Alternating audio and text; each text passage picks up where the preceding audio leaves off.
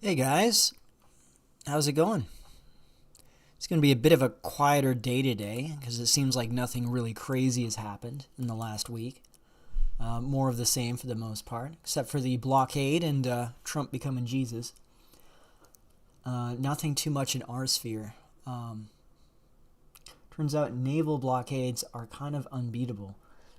Well, yeah, I mean, if your goal is to choke off the oil supply and cause a crisis in the rest of the world even faster, yes, it is an unbeatable goal. The problem is that the Americans don't want that to happen. It doesn't actually work. It's a bad idea for what they're trying to achieve. But what do I know? I'm not a policy advisor in Washington, so. It is interesting, though, because something you notice about this, and I think I mentioned this closer to the start of the war. And hey, guys, what's up? Hey, Jacked Steep Barbarian. Nice name.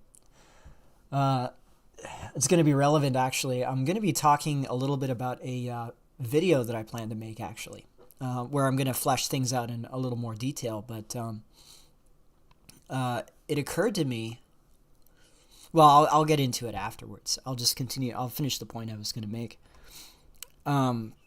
There's all these people that, and there's this tendency among influencers now that are like forecasters or wishcasters, whatever you want to call them, there's this tendency of them to assume the worst case scenario for any predictions that they make. Like it's over.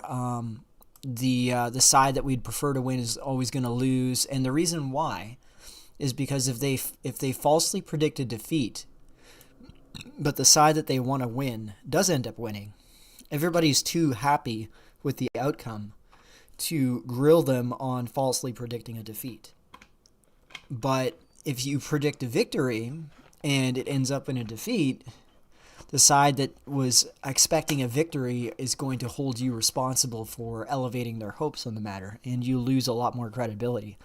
So there's this natural instinct for influencers to always assume that their side's going to lose, or the side that they'd prefer to win is going to lose. And you saw this in the beginning of the war. Like as soon as the war started, Nick Fuentes was running around screaming that Iran was going to be destroyed and Israel would rule the Middle East, and it was going to be over for us. They're going to become a superpower, like all this nonsense. And then suddenly, as soon as he realized the actual situation on the ground, he changed his tune. So, anyways, as far as the blockade goes, like you see all these people that predicted that this thing would end in a week or two with a total U.S. victory, and none of them have acknowledged that they were completely wrong, that their beliefs were nonsense.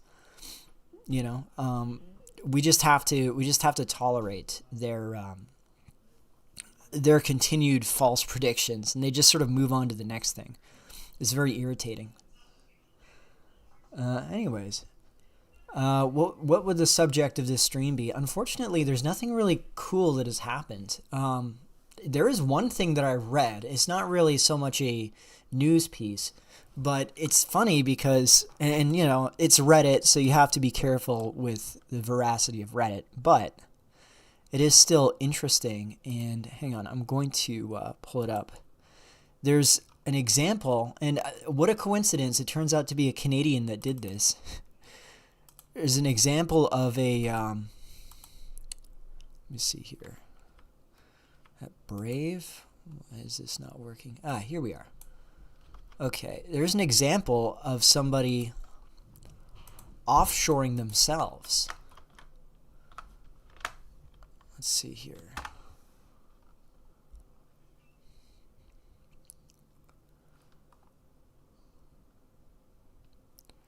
Here we are. I offshored myself to another country to see if I could get a job.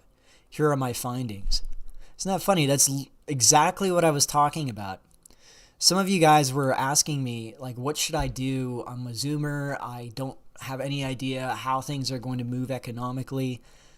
And obviously I can, you know, my advice doesn't come with any qualifications on the subject, right? But I can just offer sort of noticing trends and forecasting trends. And one of the things I had mentioned was, I think that in the long term, you're going to see self-offshoring of young graduates that have to compete with AI-assisted work and also outsourced work. And you just can't justify like an entry-level software developer's wage with in American dollars. You can't justify it. They won't pay it if they can just outsource that to some other country. So the solution is, and the reason why it's good in this other country is because it still gives you a dramatically increased quality of life. You know, even if software developers are like 1/2 or 1/3 the income in Europe or in South America or whatever compared to America, the United States, the quality of life that money earns you or that money can get you is super high compared to what you can get in America, right?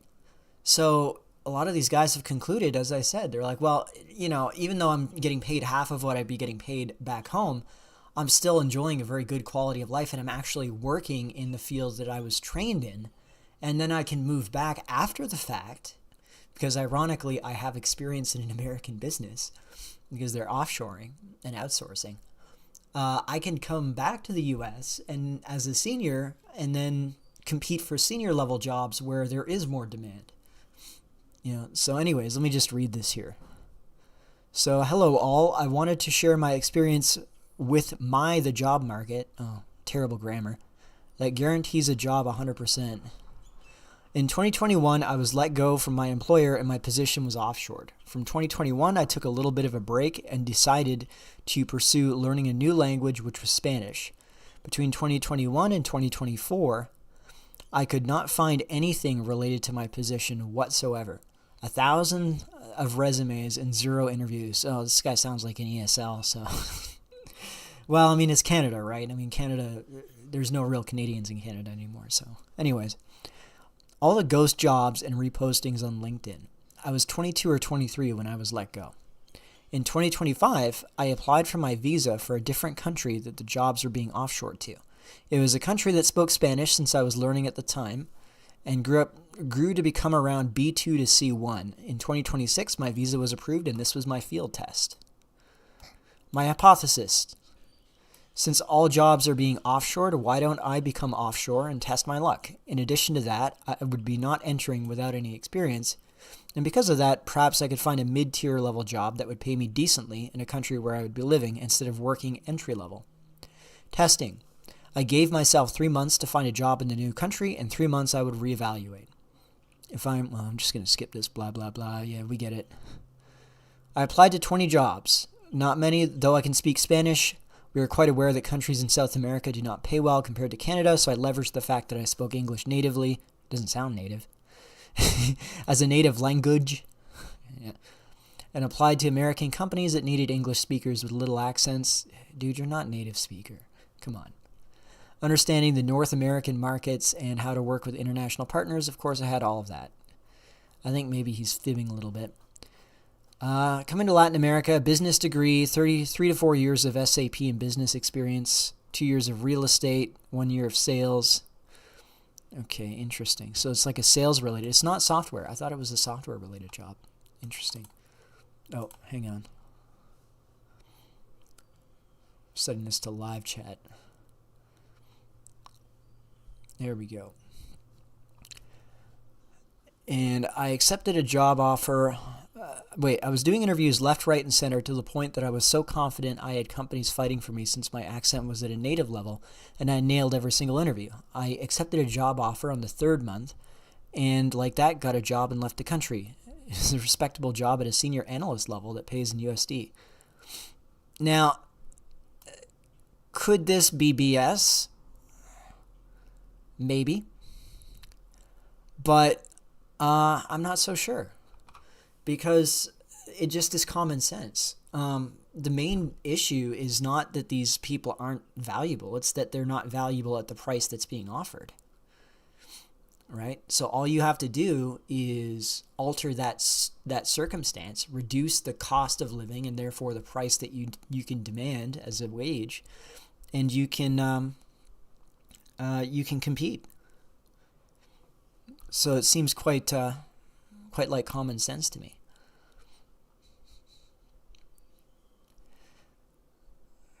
Yeah, I speak better English than this and never left my EE city for more than 10 times. Twice go to the capital and the rest within the province.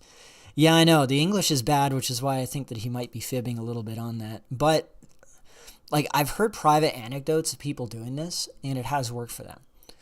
And it's not just Asia or Latin America. We talk about Asia and Latin America because there are other reasons for these guys to move.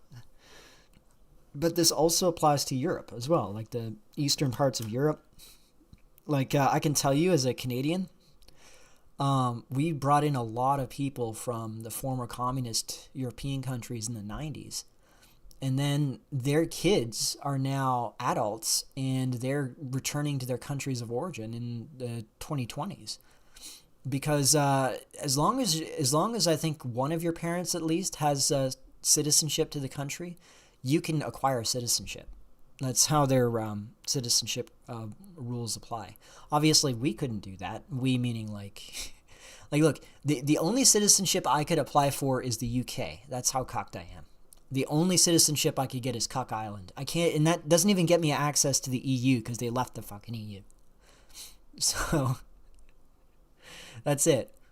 But I mean, if you can get into Croatia or something, why not? If you're a software developer, let's say, you could live in Croatia and you could find one of these staffing companies that outsources software jobs to Eastern Europe for like half the pay. And that's an easy way to get your foot on the ladder, you know? Like this sort of the other side of globalism. And I can tell you right now, this is going to be the last thing that they take out. Like I think people are talking about multipolarity and the end of globalism. I think on a political level, you're going to see globalism really recede politically. But on an individual level, like on a business level, it's going to take a much longer time for that to happen. And it's only going to happen for certain essentials like food and energy, these sort of supply chain things. Those are going to be, I think, reshored after this Hormuz crisis. Because everybody realizes how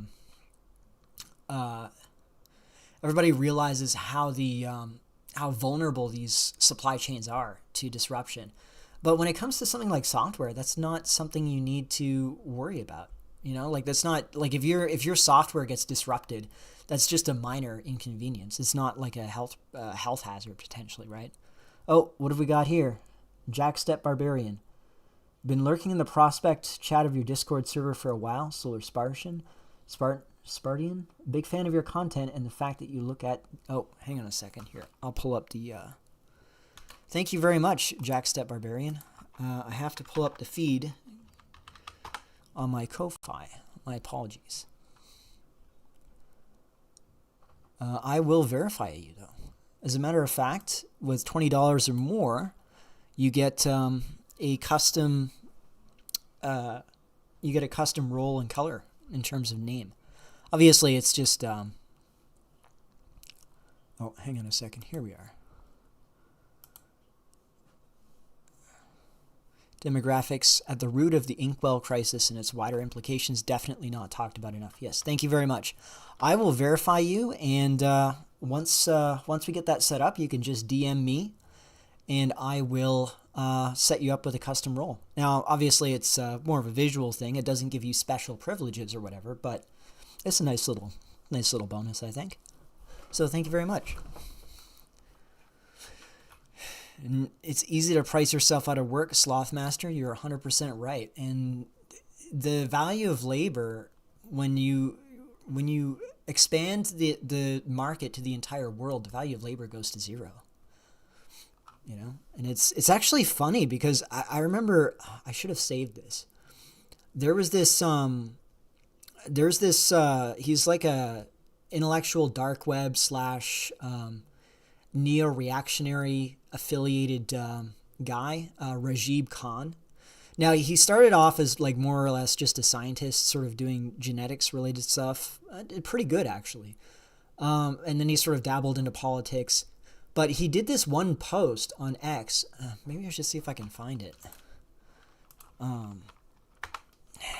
But he talks about how Rajiv Khan, or how these international corporations, they're always going to be pushing for immigration because they want, this infinite supply of labor, especially skilled labor, and there's nothing you can really argue about it from like a rationalist perspective. And there was these anti-immigration right-wingers that got up on arms about him as if he's justifying it when he's just stating the obvious. And he's stating what I've said as well, is that, you know, even if you accept that let's say the Indian average IQ is 82 or even 76, there's still almost 2 billion of them if you combine India, Pakistan, Bangladesh, Sri Lanka, Nepal. Like all of South Asia combined, you're getting 2 billion people. Okay, for a country like Canada, let's say, there's probably orders of magnitude more people that are like 100 IQ plus in India than there are in Canada. As simple as that. It doesn't matter if on average we have a higher IQ. There's just, in sheer absolute numbers, there's far more of them. So there's going to be more of these people. And all these business class people care about is how useful these people are economically. They don't really think of anything else. And in a weird, funny way, they're kind of like the corollary of Marxists. Because Marxists also think in economic power relations as well. You know? So they're kind of fit for each other. And this is something else I've noticed. I think I may have mentioned it in a previous stream, but America, if you compare America to Europe or even like other parts of the world, America is in a unique position for this kind of ideological system taking root, like whether it's Marxism or it's libertarianism, like either or, because America doesn't have any kind of traditions or like pre-capitalist identity, like a pre-modern identity that holds it together, you know. Whereas if you look at Spain, they tried to do a communist uprising in Spain, and the Spanish nationalists united behind church and altar, or altar and throne, like that sort of appeal to traditional medieval Spanish identity. And that was successful. They were able to successfully defeat them, and that's pretty much what fascism and National Socialism, even though National Socialism was a little more materialistic, I mean philosophically, you still saw like this was the main opposition to Marxism in Europe. It was this appeal to something pre-modern. In America, they don't have any of that.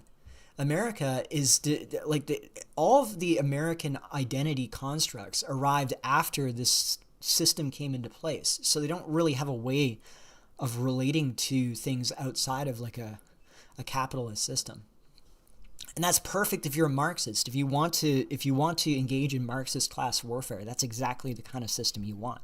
You don't want people having this sort of pre-modern identity or like conception of their people as like a peasant people. You don't want that. You want people thinking in terms of classes, you know? That's the big difference. And let me see here. What does Velvet Rope here say? What's the end goal here? A global homogeneous salary?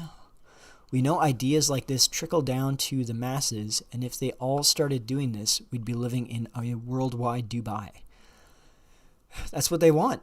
You know, it occurred to me a while ago, like I think the vision of the future for these people, and I mean like the Davos crowd, and I don't even mean this in a conspiratorial sense, like I don't think that they're in like dark rooms rubbing their hands together, thinking about how this is going to harm everyone else and let them rule the world. I think they genuinely see this as like the positive world vision, where they want the first world to represent the upper class and the third world to represent the underclass. But they want the composition demographically of each of these classes to be the same. So it's going to be like majority Indian, some Arabs, some Africans, some who knows what else in the first world upper class, and then the same composition in the third world underclass, racially, I mean. So that the only distinction between these two worlds is going to be economic. There's going to be no cultural differences, no ethnic differences, anything like that. I think that's what their vision of the future is. And again, it's very much it's like the opposite of Marxism. It's like the equal and opposite of Marxism. Like Marxism exists in tension with this way of thinking, the alternative that they have, which is like, I guess you could say it's like the liberal system. And then the rest of the world that's outside of this is just looking at this with this kind of weird like horror, or they're incapable of conceiving it, you know? Like you talk to people from outside of Western countries that don't get it, but they just see us from the outside looking in, and they're like, these are just crazy people, you know? Let me see here. Canada identity is being a simp for the UK.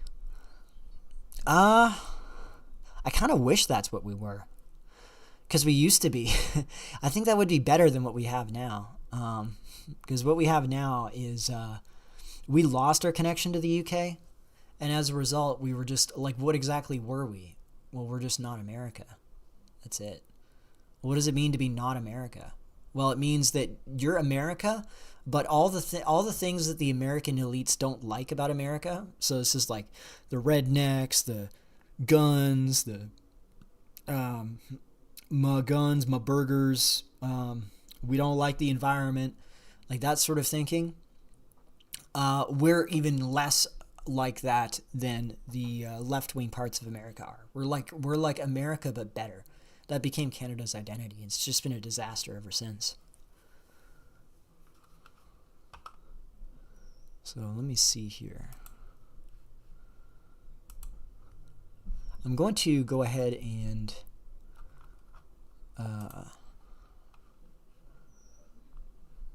just 1 second here.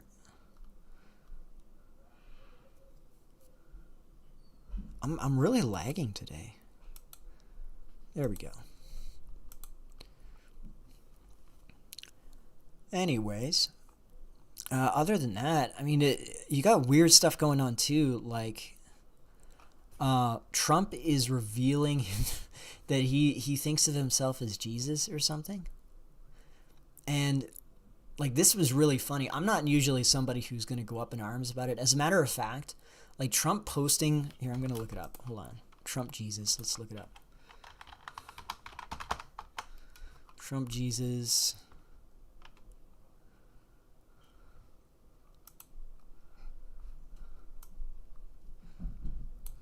Here we are. Come on.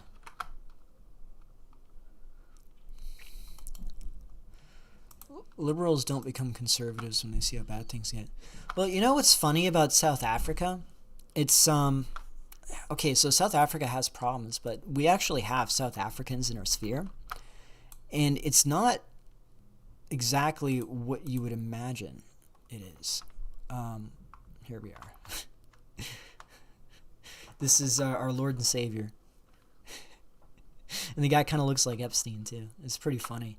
I don't know what he was thinking when he... You know, I've always sort of pushed back against the people that are like, oh, Trump's losing it, he has dementia. Because it always seemed like just a cheap cop-out. I mean, it's obvious what dementia looks like, right? Like, Biden had dementia. He could barely talk. Like, he was slurring his words. He was, mumbling and going off on really weird stories about his hairy legs and that shit. So I always sort of... And obviously Trump is still a hell of a lot sharper than Biden is, but he's doing stuff that just seems like really bad judgment. Like, who would think that this is a good idea to post? But I remember I was talking to some other guys on the server about this, and you know, regardless of what you think about Trump, it's gonna be so boring when he's gone. Because imagine this shit happening with the President of the United States. I mean, now we know because we've had it for 10 years. But in the past, it's like, could you imagine the President of the United States doing shit like this? Like in Obama's era? Like, there's no way in hell. There's no way in hell. Obama was so well polished. My father, who was himself rather racist, liked Obama because of Obama's presentation, not because of his policies. Obviously, we're Canadian. We don't have any direct relation to American policies. But liberals, yeah. So anyways, I got sidetracked about that. So we have South Africans in our circle, and it's interesting because South Africa is not as dystopian as you might think it is. It's got problems, but here's the irony, okay?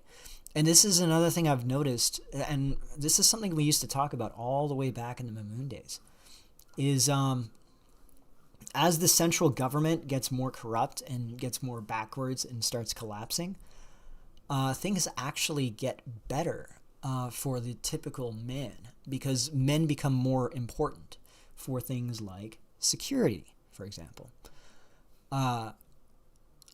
And also, you have less interference by these governments in people's direct lives because they're not capable of interfering, right? They're too dysfunctional, they're too corrupt, and it's the same in Latin America. Like in a lot of these Latin American countries, the government barely controls the capital city, and like nothing outside of the capital city is controlled by them. It's all locally controlled, and it allows for these sort of local communities to self-govern more or less, and it creates a weird situation where, I'm not sure if I talked about this on stream, but I think I have. I talked about it in my Latin American streams, where because the guy that you're beside, let's say you're walking down the street, there's a guy walking beside you who you don't know, you never met. He knows that you could kill him and bury him somewhere, and it would never get found out because there's no police control or police presence. And he knows he could do the same thing to you. But this actually creates a scenario where you end up respecting each other a lot more than you otherwise would because of that potential threat. Whereas in our overpoliced Western countries, because everybody knows that they can call the police at any time, it's like if you guys remember what school was like in the playground, where everybody would talk shit because everyone else knew that as soon as fists started flying, there'd be some kid crying for the teacher, and you just get both fucking dog. You just end up getting put in detention. Like, you just get timed out. There's no consequences. It's a very different way of living. And South Africa is in a similar situation. Like, we know a guy from South Africa who's in our circles regularly. You might have even seen him on Face and LMS's streams way back in the day, Zool. And he doesn't have any safety related issues because his community largely takes care of itself. Like, they do a lot of self-governing. Now, he's not a black South African. He's a Cape Town, I believe he's a Cape-colored South African. But, I mean, it's still the same thing. And whites are also self-governing in this way, in a lot of ways. It's actually gotten better as time has gotten on for white South Africans because private security has taken over the role of police. The tax system, I mean, they still pay taxes, but it's so corrupt that it's actually quite easy to hide money and to do transactions under the table. Like, you have pretty much these semi-autonomous communities. Like, this is why, sorry about the dog, guys. This is why, what's that town? Orania. This is why Orania is able to still do its thing, despite the government hating it. It's not that they're tolerating Orania for some legal reason or whatever. It's because they don't have the capability of taking it down. Like, I actually think that the Iranians, their self-defense forces would beat the South African military because the South African military doesn't exist. It's like a quarter of their armed forces have AIDS. And I'm not even joking. Like, unironically, they have HIV. It's really bad. I recently started working security 6 months again, and I've never been promoted so quickly in a job ever. 100%. Actually, you know what's funny about this? Let me pull this up.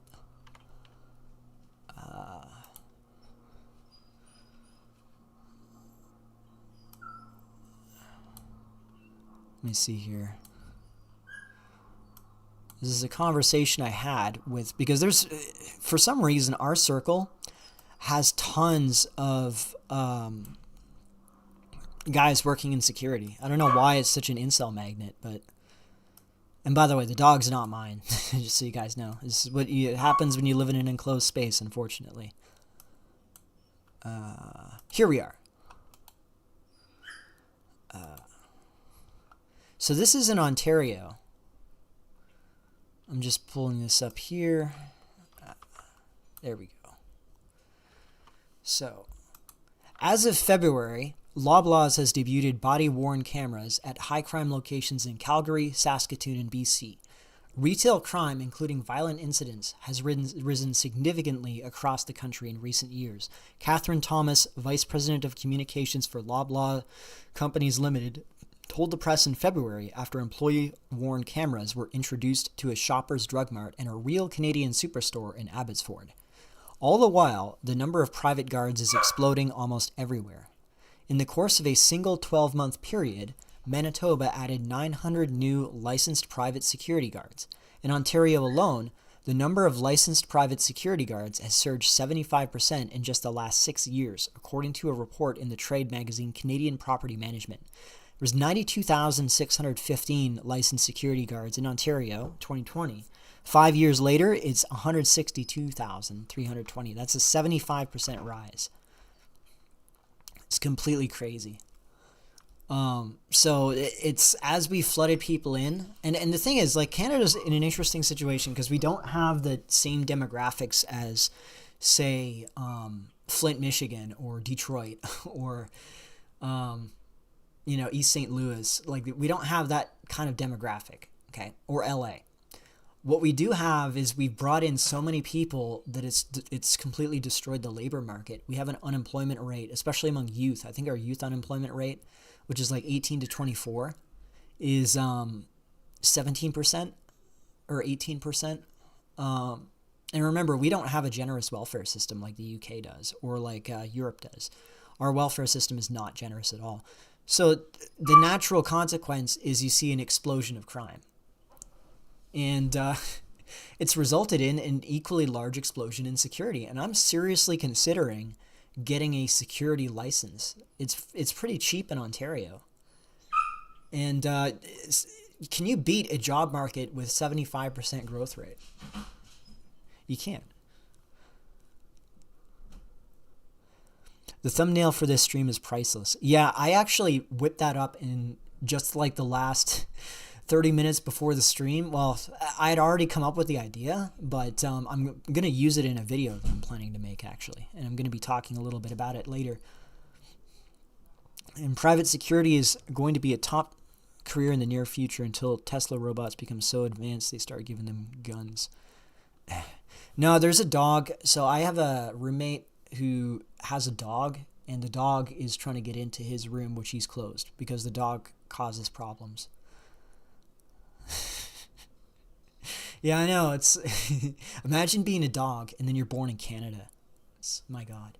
Imagine you're a dog and you're born in Richmond Hill, Vancouver, or Vancouver Island. You wouldn't know the joke unless you live in Canada. Richmond is full of Chinese. And Jack, what's funny about what you said here, private security is going to be a top career in the future. This is one of the major niches that white South Africans got into. Because after the end of apartheid, there were all of these white, highly trained military professionals that were then instantly out of a job because they started to boot out a lot of white military guys and replace them with blacks. So these guys ended up in private security. And they've passed it down to their sons now, obviously, because apartheid ended in, I think, 92 or 93, and or 94 maybe.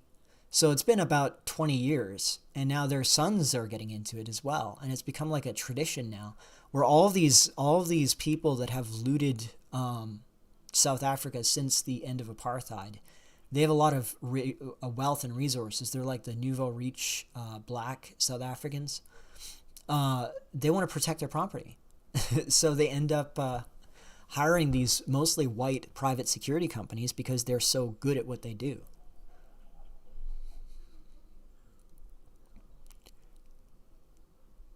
Anyways, I'm going into security. I want to be a chef, but that might not work out.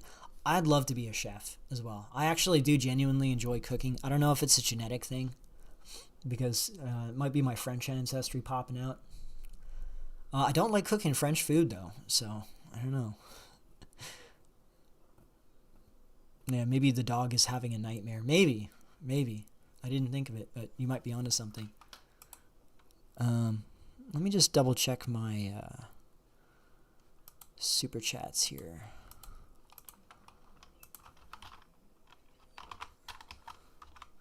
Just going to make sure I'm not missing anything. I'm having a bit of a slowdown issue on my computer, unfortunately. Okay, no, we're good. All right. There we are. So anyways, she the guy, oh, is this Tails? She the one who advocated for a male brotherhood between whites and ethnics? Actually, Tails, I'm going to be making a video where I go right into that because, as a matter of fact, and it's going to be called the fifth political theory, the nomad horde theory of politics. That's the going title of it. And I'm going to be talking about how ethno-nationalists, I agree with the theory of nationalism and ethno-nationalism from the point that ethno-nationalists take it and go with it. I actually agree with it completely. However, I think that you start the story in the middle. because you have to explain how these nations came to exist. And there's this really good book by a guy called Bertrand de Juvenel, and it's called On Power. And yes, of course I'm wrong in my old videos tales.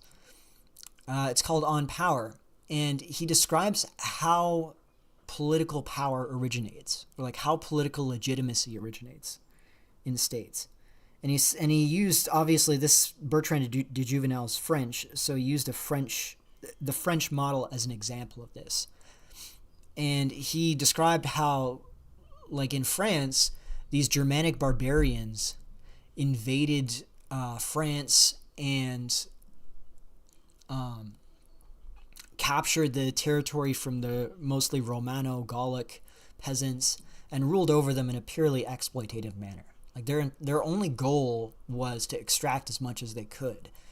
But then over time, because this Frankish ruling class, they wanted to consolidate their power and, more importantly, project their power outwards to other states and other territories to either influence or conquer these lands, make them tributaries, whatever. It became, over enough time, it became clear that they needed to support the strength and the prosperity of their realm. And so the identity of the nation eventually became intertwined with the identity of the ruling families and the ruling class. And as a consequence, you end up with the King of France, let's say, wanting a powerful, prosperous, and unified France, because this allowed him and his dynasty to project power onto the rest of the world, right? So there's actually a self-interest there. And you see this in the modern sense with like China, for example. China, the CCP, this is something I've talked about too in my previous videos.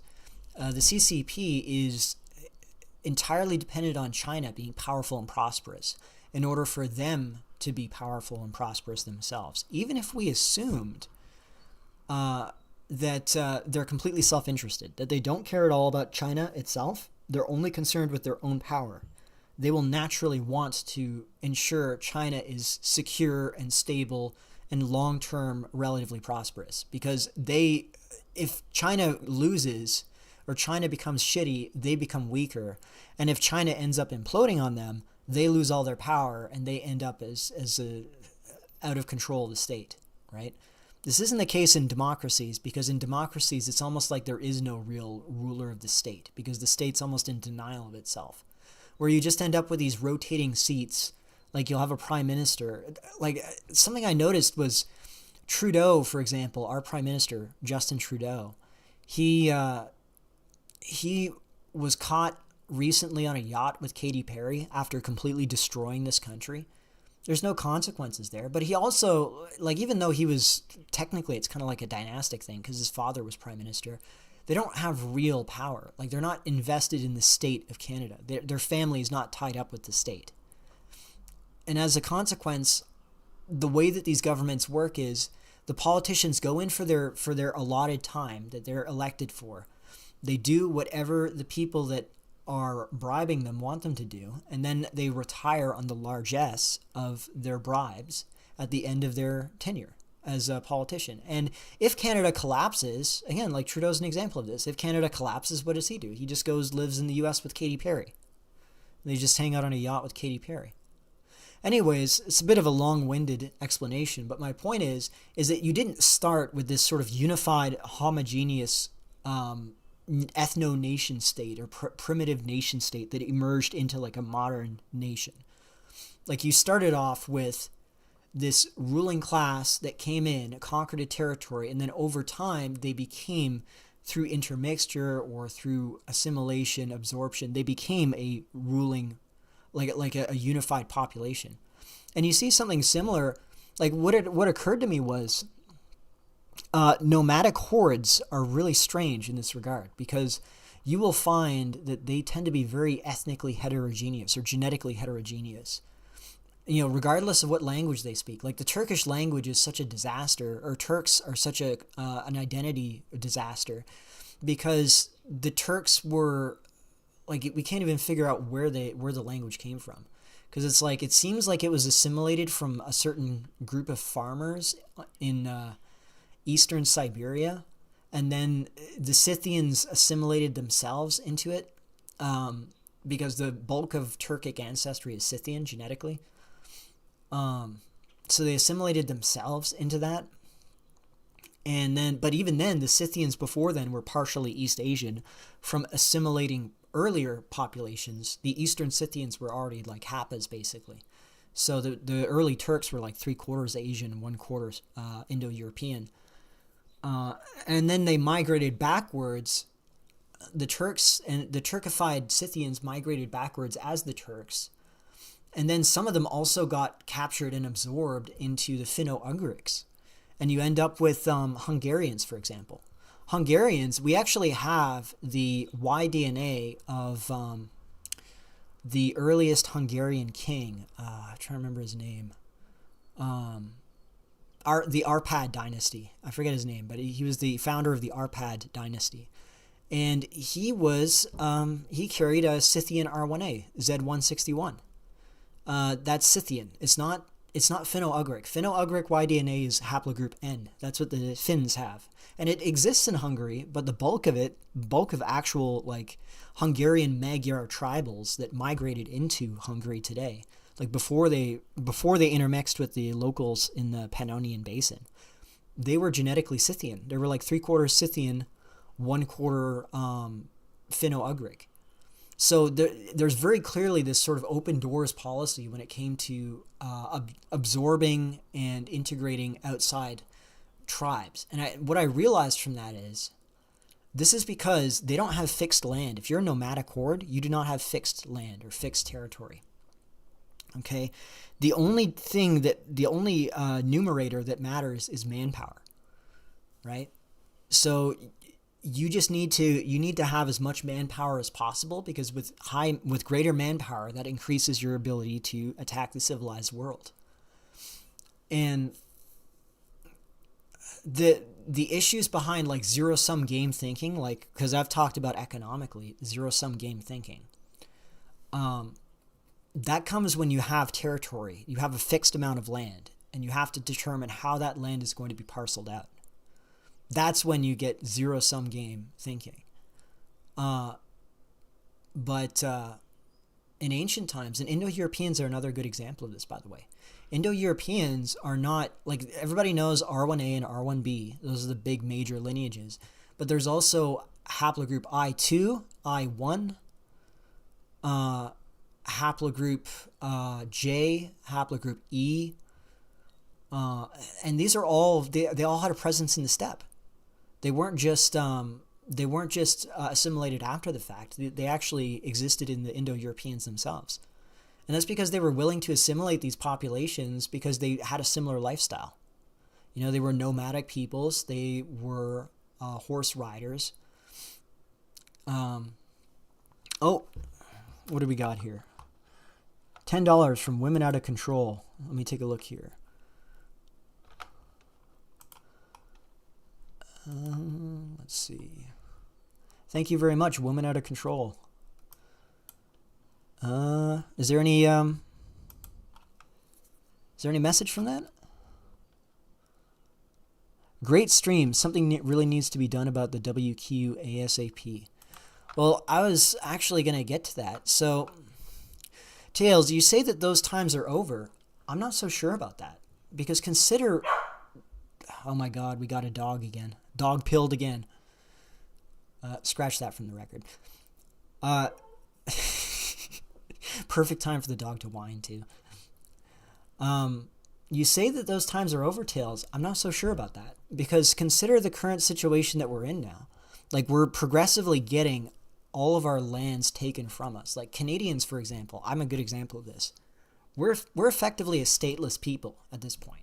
Like, we don't have a state that's protecting us. We don't have territory that we can prevent outsiders from entering into and buying up and taking control of from us.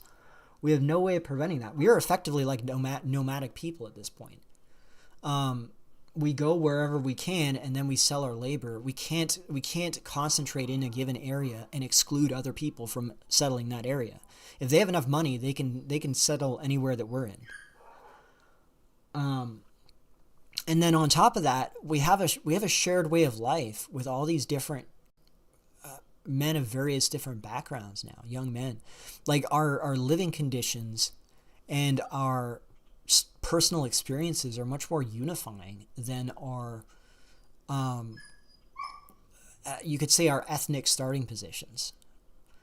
Right? Like, yes, okay, 100 years ago, I would have been a member of the British Empire, would have been a British subject, and I would be part of a civilization that represents the English people and our collective interests. And we were taking land left and right. We were settling Africa. We were settling Canada and Australia. Like, you could make the argument that we had a civilization where we controlled the land for our own collective interests, and therefore we had this collective identity, but it doesn't exist anymore. I don't see it as existing the same way. Yeah, thoughts on monarchy? I mean, monarchy really, the biggest problem with monarchy is how these monarchy. The biggest problem is that, like in Europe, for example, the monarchs would intermarry with each other, and they would intermarry across national lines. In a lot of ways, the problems with monarchs were very similar to the problems with Jews, where because Jews were this transnational group that had a separate collective identity that crossed all these national boundaries, ethno-linguistic boundaries, they had more loyalty to each other in different countries than they had to their own countrymen, and this created this permanent suspicion. And it's the same way with the Anglos. I mean, Anglos are a good example of this, but it's actually a really good example. But it's the same way with the monarchies, because all the monarchs were intermarried with each other. They were more loyal to their family connections in these different countries than the national interests of their own countries. Now, and we could say, like, for example, you could say, oh, well, the French Revolution was a Jewish or a Masonic conspiracy or whatever. You could say that. And, there's actually some truth to it. And also you could say the same thing about the Bolshevik Revolution. But what I would say is, yes, you could point to the funders, and you could point to the people inspiring these movements, and say that you could say that they got the ball rolling, but they couldn't have achieved anything if the motivation wasn't there, right? If there wasn't energy to exploit, or if there wasn't a movement that you could kickstart that had that desire, right? Like, it's sort of similar. A good way of looking at it is civil rights in America. Okay, civil rights in America, it's not like the small hats came out of nowhere and just invented civil rights and convinced all the black people that they should adopt this revolutionary attitude towards the white population and overthrow them. It's not like that happened, okay? Like, there was already this pre-existing inequality that was exploited by this group of people to achieve their political goals. They integrated the black interests into theirs. It's the same with these other movements. These Bolsheviks in Russia, there was a huge problem with how far behind Russia was in terms of modernization, how they were lagging behind the rest of Europe. French Revolution, there was also a huge problem with corruption across the spectrum when it came to nobility, and like a lack of meritocracy in France. That was a major inspiring factor behind the French Revolution. And the inability for them to respond to reform attempts. And just denying that these things are real and just saying it's all the Jays or it's all the Freemasons, I think is just it's not fair. You end up missing a lot of the picture.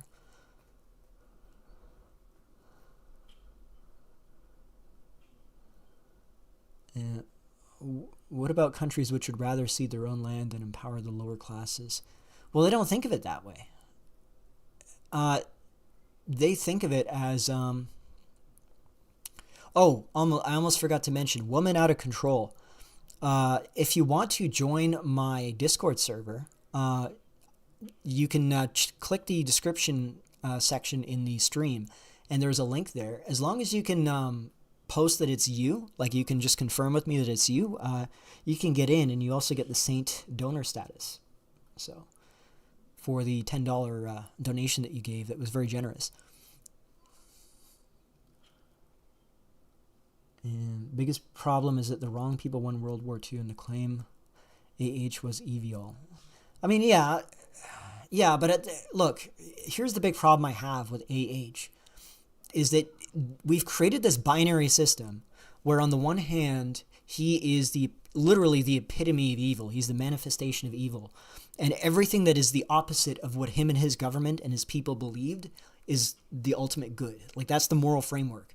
And what a lot of the neo-Yazis will do is they will take that system and they will agree with it. They will amplify it by taking the opposite side of it and becoming the villains and saying, well, AH is now actually the avatar of everything that is good in the world, and everything that's the exact opposite of what he believed is evil. And it's like we need to reach a point where we're treating him like a historical figure who we can point to his positives and also point to his negatives. So, for example, I think that the invasion of Eastern Europe was extremely poorly advised, okay? Like, what he should have done is, like, what the framework of his invasion of the Soviet Union should have been is this is Europe versus communism. It's not Germanic Aryans versus the communist, the Bolshevik-led, or the Jewish-led Slavic Untermenschen that we're going to take all their territory, because that was really what the implication was. Like, we're going to take their land and expand Greater Germany. And you could say, oh, well, he didn't really mean it that way. He meant that Germans dominated. Well, okay, but why should the Slavs accept being a second-class population in their own lands and allow the Germans to just dominate them? Like, it was just an extremely poorly advised, and it's not that Hitler was uniquely bad in this regard, because this is how everyone thought back then. Everyone was an ethnic supremacist back then, for their own people. You know, like, it's really funny because, and this is another thing. Okay, you cannot run a modern diplomatic government, like a modern government diplomatically, with an ideology of racial supremacy. Because then how do you have relations with other people from other backgrounds who you consider racially inferior? Like, by your own state policy, you consider them racially inferior. And what the Nazis would have to do over and over again is they would have to come up with honorary status for groups that they thought were potential allies. So, like, the Iranians, they were honorary. Or actually, I think the Iranians were considered actual Aryans, according to Hitler. The Chinese were considered honorary, and the Japanese. People know the Japanese were honorary, but it's less spoken of. But Hitler also said the Chinese were honorary, because he didn't know which one would be a better ally eventually. Like, this is the problem that you run into with these kind of ideologies. It was just like, I think that AH used the Yazis to get into power, but the Yazis themselves were not very popular, and they didn't have, like, they weren't like a rational party, but they were useful to get into power. Like, the Germans, they loved AH. They did not love the Yazis. They didn't love the ideology. Like, as soon as they started to try and implement some of the Yazi policies, like, for example, the euthanasia of the mentally retarded, for example, there was an enormous backlash in Germany, because the Germans found this sort of thing just totally repugnant. And AH stopped them as soon as the backlash became extremely obvious.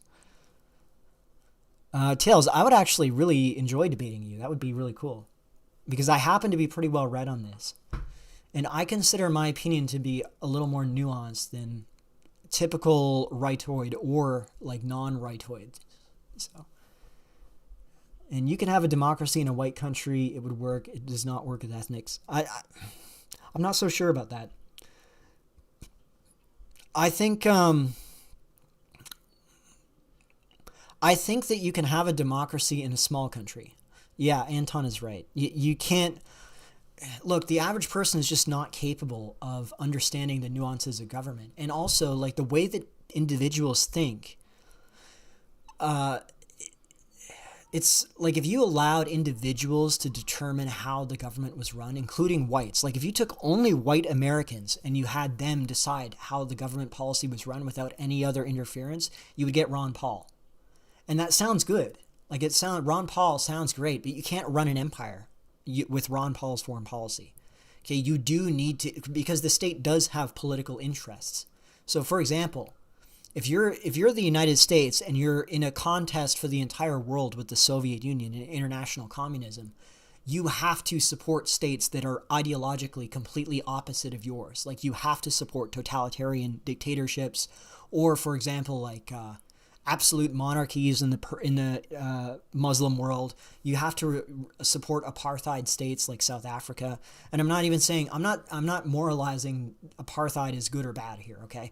I'm saying that it's, in terms of what the Americans believe fundamentally in their system, apartheid is like the opposite of that, where it's an ingrained inequality. It's a legally defined inequality.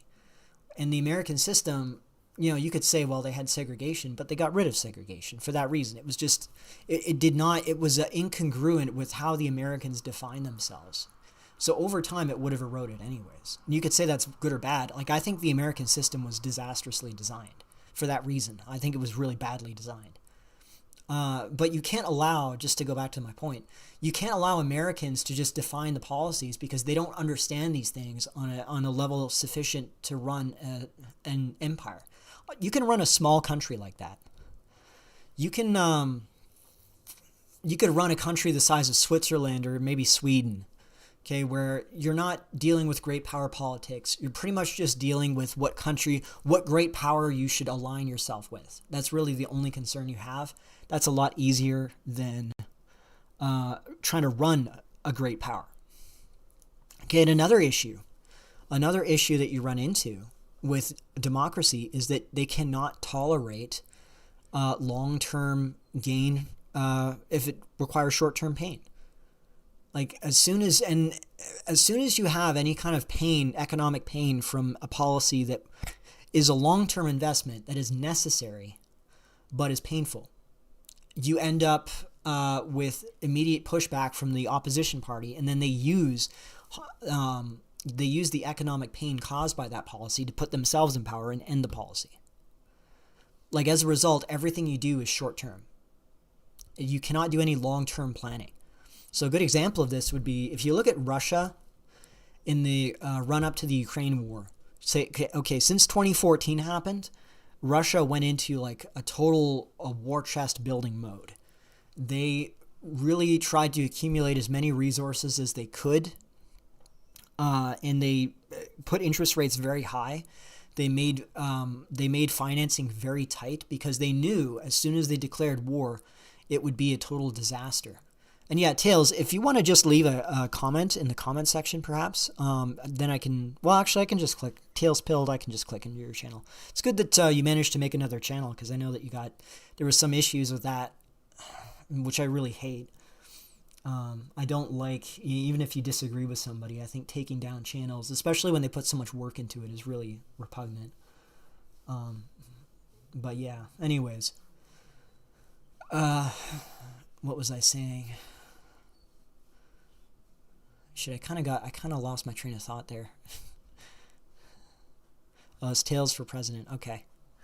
And Tails is a centrist, or what? A sensible liberal moderate. Is that what you are, Tails? A sensible liberal moderate.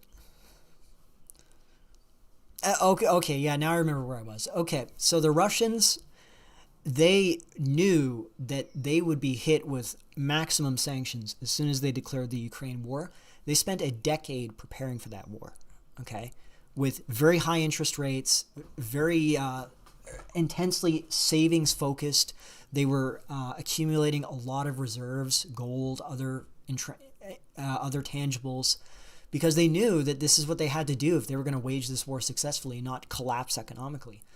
Could you imagine trying to do that in the United States or in any Western country where there isn't rigged elections? Like I know in Russia they have like the All Russia Party. Putin's party basically is uncontested because he keeps engineering situations where the opposition party gets thrown in jail or mysteriously things happen to them. So as a result, he's able to do these long-term strategies, long-term policies, regardless of the short-term pain, because there's no alternative. That's what you need. You can't run a major country without having that capacity. And America does not have that, right? Like the Iranians right now, actually the Iran war is a good example. The Iranians, in addition to, like, I still maintain the position that Israel, like there's an inbuilt timer on this war, and that's until the Israeli public can no longer tolerate the life disruption that the missiles cause. And at that point, then the war is over. Like Netanyahu demands Trump ends the war, and they figure out some way of escaping it. But even then, like there's an even shorter timer potentially, which is the global economy timer. Because, like America makes this big noise about being energy independent. They have their own oil, but the fact is that oil is sold on the global market. It's not reserved for Americans. Now, Americans do have an advantage in buying their own oil because of how close it is, right? Because you have to remember, in addition to the cost of refining it and pumping it out of the ground, there's also the distance cost. Like, how close is the refinery to its endpoint, right? Obviously, if you're in America and you're refining oil in Texas, shipping it to, shipping it to West Virginia or whatever, or shipping it to North Carolina is a lot cheaper than shipping it to Japan or shipping it to Spain or England, right? So that does factor in on oil and gas prices. But the fact is, it's all open market. There's zero tariffs. There's zero protectionism. And as a consequence, any disruption in the oil supply will, in any part of the world, will increase the global price. It might take a little longer in the U.S. to tick upwards, but it will eventually tick upwards as the supply and demand balances out, because orders take a while to get fulfilled, right? So if Hormuz is disrupted and you get a massive increase in purchases from East Asia for American crude, okay, it's going to take maybe several weeks, maybe a month or even 2 months to have that impact the price, because the price of oil on the market is determined by the barrels that are being sold, right? So as soon as the barrels start arriving or get diverted from the American market to these other markets, that's going to increase the price, okay? Because again, it's supply and demand. But Trump opened his big fat mouth about this and was like, oh, we don't need the Strait of Hormuz. We have our own oil. And then he posted, furthermore, he doubled down on it. There's this like post of all these tankers going to America to buy American oil.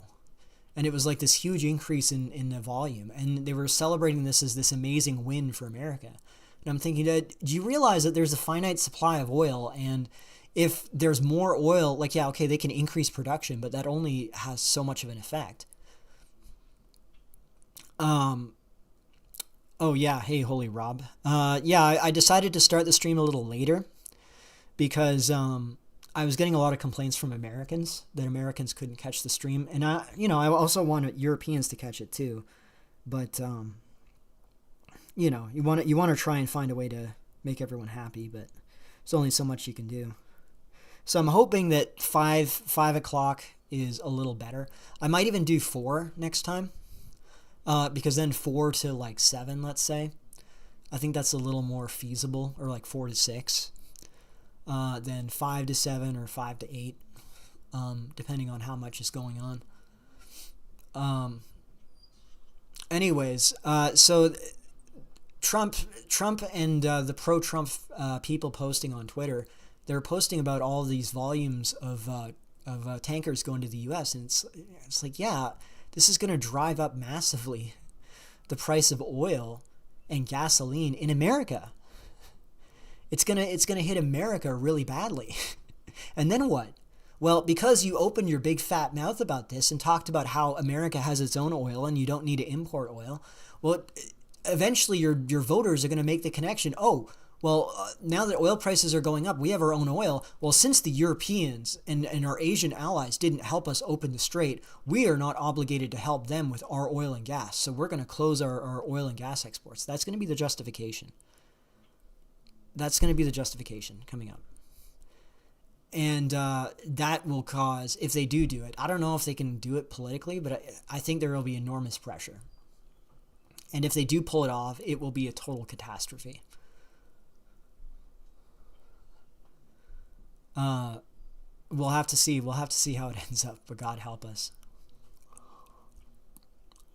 But this is another example of how when you have a democracy that's beholden to the public, you can't make rational decisions, because like a non-democratic government would be able to just say, okay, even though this is causing an increase in prices, if we shut down our exports, even though this would lower prices domestically, it would collapse the global economy and destroy our stranglehold over the world medium of exchange, which is the US dollar. Because then companies will start dumping the US dollar because they can't use it anymore. And like, for example, Japan has all these US bonds. If Japan is put into a situation where they have to buy massively increased pricing on oil, they are going to be facing a potential collapse in the yen, and because of increased cost of production, because their yen is sustained by their trade surplus. Well, if energy becomes super expensive, that increases the price of their production as well, and that makes them less competitive. This would cause a severe recession, maybe a depression in Japan. And then what Japan does is that they start dumping their US bonds to save their yen, because they have to. So, is that a parrot? Oh, I have my window open, so you might hear some birds chirping outside. Yeah, we have birds up here in Canada too. It's not just America.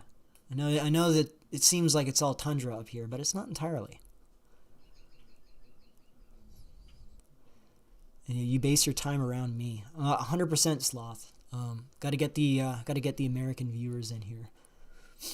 No, Thursday was kind of a provisional time. I'm probably going to be moving my stream to the weekend, so that for most people, there's no issues with jobs or school or whatever. You know what I mean? Oh, that reminds me, actually. There's some interesting news that's coming up in the streamer sphere. I'm in talks with Face and LMS, and I might be able to finally convince him to do a stream with us, to make a guest appearance. He's not, like, despite having one of the biggest streams in our sphere and really sort of setting the whole thing going, he's not somebody who's that big of a fan of streaming, but he's expressed interest to me. And if I could convince him, which I think I can, that would make one of the most amazing streams. We could do like an old Looks Live style thing. Like, I'll do all the management of it, but he could do like he could be like a guest. And I really want to talk to him about, 5 years on from What Attracts Women. Yeah, the birds are really chirping. Oh, it is spring, right? So it's the time to try and find a mate, here's one way of looking at it, okay? All the birds that are tweeting, they're the bird cells, right? They're still looking for a mate, right? Yeah, it'd be amazing if we could get him to make content again, but, he's a busy guy. Like, he has his own sort of full-time stuff that he does, right? So it was always kind of a hobby for him, more or less, though he still has those legendary streams.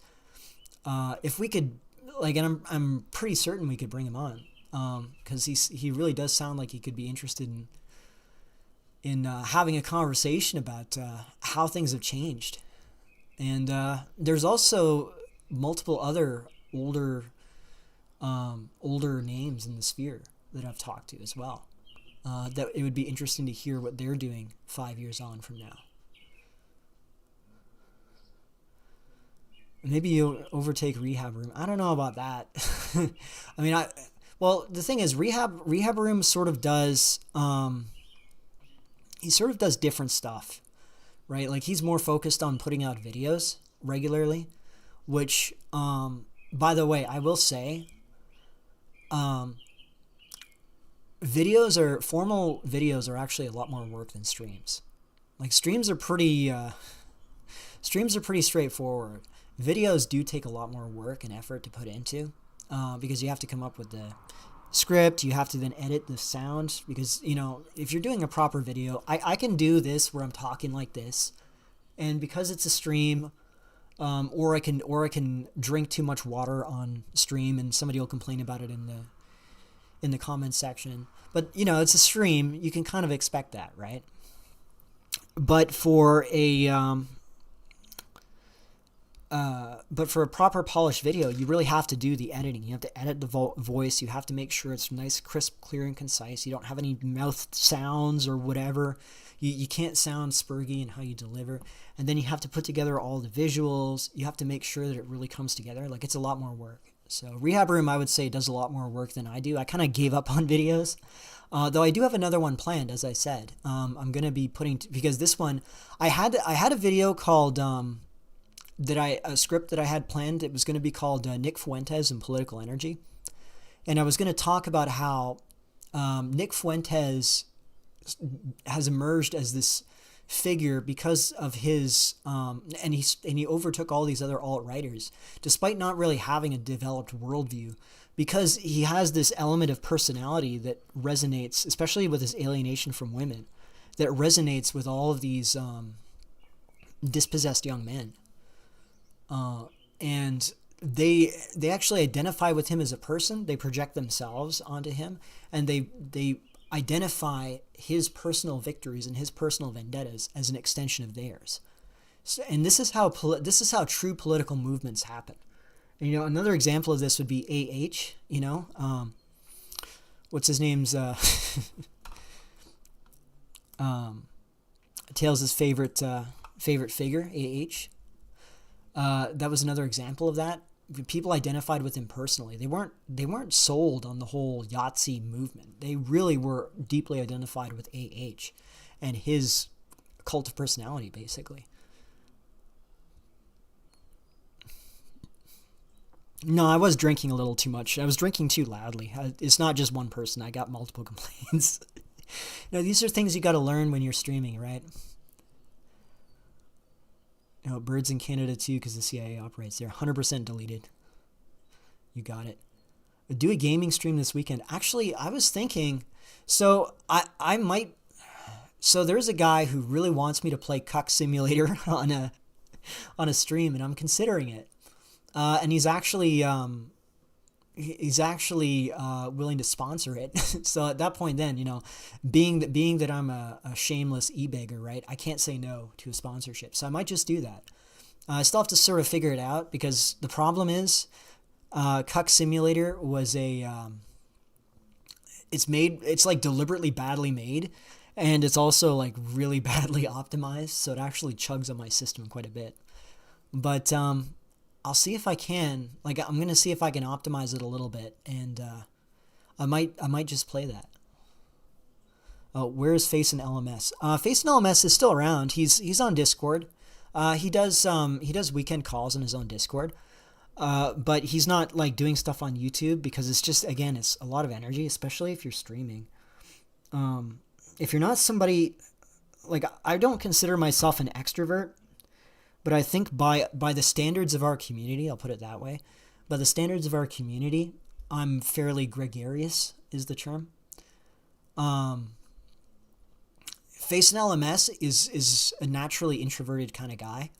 Like, he's not somebody who really, like, it takes energy for him to do that sort of thing, And he was doing it as like a passion project, but then, once the story went mainstream, which he did. Like, he didn't invent the PSL stuff, right? He didn't invent the websites. He didn't invent the research on lookism, but he made it go mainstream during COVID with his streams, right? Now that it's mainstream, it's not really, it's like, if he were to continue doing his streaming, he probably sees it as like the message has been sent out, and like, if you just keep belaboring it, it just becomes more like a grift than a message, Like, the message is now in the public. We got Clavicular running around, and he's like a PSL language learning model. It's like somebody programmed an LLM using PUA hate, slut hate, and lookism. and just let him loose on this on the public scene. And now it's just a countdown before he ODs himself or something. But that's the sort of thing we want to talk about, right? But he's not. He's the kind of guy who's just sort of naturally introverted kind of guy. But I think if you don't have to do all the overhead involving like you have to like make the connections with people, bring them on, do all this, do all the overhead stuff. If you're not doing that and you're just a guest, I think it's a lot easier because then it's more like just a conversation that other people are viewing. You don't feel like you're the center of the attention where you have to put in all this work to keep the thing going, keep it interesting, So I get that. I mean, I don't know that this is his motivation, but this is my speculation. This is something I could ask him, actually. I could ask him on stream, but that's my speculation. Who would you bet to win the Toronto car war, China or India? I think, honestly, I would have said China, but I think Indians are so audacious that they're just going to wipe them out. Because Chinese don't drive CDLs. Like, they don't get fake CDL licenses and drive around pickup trucks badly and crash in and kill, like, dozens of people in a single moment, right? Like, the Chinese will get, like, they'll, like, cheat on their licenses and they'll drive a BMW badly. So it's brutal that actual good streamers don't get any shekels. Well, no, actually, you guys have been really generous to me. I wasn't even really, like, when I started streaming, I wasn't really even expecting anything because, again, this is more like a passion project. If people liked what I did and sent me shekels for videos I made, I was really appreciated it, right? But it was more like, especially at the beginning, I had all these things that I wanted to say. Like one of the videos that I most enjoy and I really stand by is the video on economics I did, where I talk about how the flooding the country with labor and workers, like, it really destroys the morality of your society, and it is sort of related to inceldom, but it's only sort of tangentially related, like, it's sort of like a second order consequence or a second order element of it. But it's something that I really feel strongly about, probably because Canada is like ground zero for this sort of thing. Like, we've seen it happen in real time within 10 years of just everything getting destroyed, like socially destroyed. And I'm seeing regular stories of like white kids that are of my background that are getting busted for shoplifting, and they're from like middle class backgrounds because they just don't see anything wrong with it. Because, again, it's like you grow up in this environment where it's this zero sum game, Hunger Games survival game, IRL. And you're like, well, why shouldn't I just steal something if I can get away with it? Like, there's nothing wrong with it. Like, these companies are scamming me anyways, right? Like, these companies are importing millions of these people to work for slave wages or stealing half their wages. You know what I mean? Like, that's the psychology behind it. So for that reason, I really got into it as a passion project, and I'm still treating it that way. So any kind of support I really appreciate, but it's not mandatory. Next time you pee on stream, yeah, I have a bathroom right beside my room, and I gotta say, I didn't get much sleep on that one stream, so actually I left the door open in my bathroom, not realizing that it would the sound would carry. So that can become like a legendary thing. I'll clip it, and if I become like PewDiePie or something, it can become a legendary meme or something. Canada also has a small population, so change is felt faster than any other country. Yeah, Australia as well. Australia is also getting hit really badly by this. And it's completely preventable too, because we don't have land borders where, like, at least in the US, America has this huge land border with Mexico, where you have all these people flooding across, and it is difficult to control, right? Like, I know that it's not like it's difficult for America to do, but just logistically for any country, building a giant fence across a huge border like the U.S.-Mexico border, that is a huge undertaking. You know, in Canada's case, like we border the U.S., which is richer than us, and no one else, right? We imported these people ourselves. We flew them in here, and it's the same in Australia. They're an actual island, a literal island, and they flew in millions of people that are now destroying their society. You know, and it's so sad to see.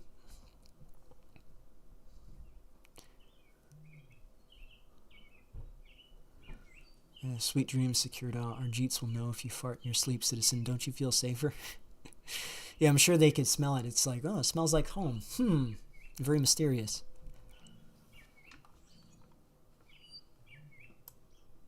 Actually, it would be really nice to have Rehab Room on a stream. I know that he did a stream once, but I'm pretty sure it didn't really go anywhere after the initial stream, right?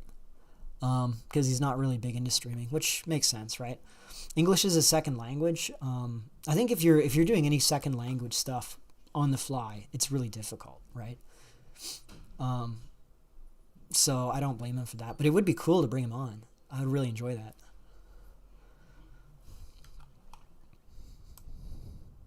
And actually, it would be interesting to talk to him about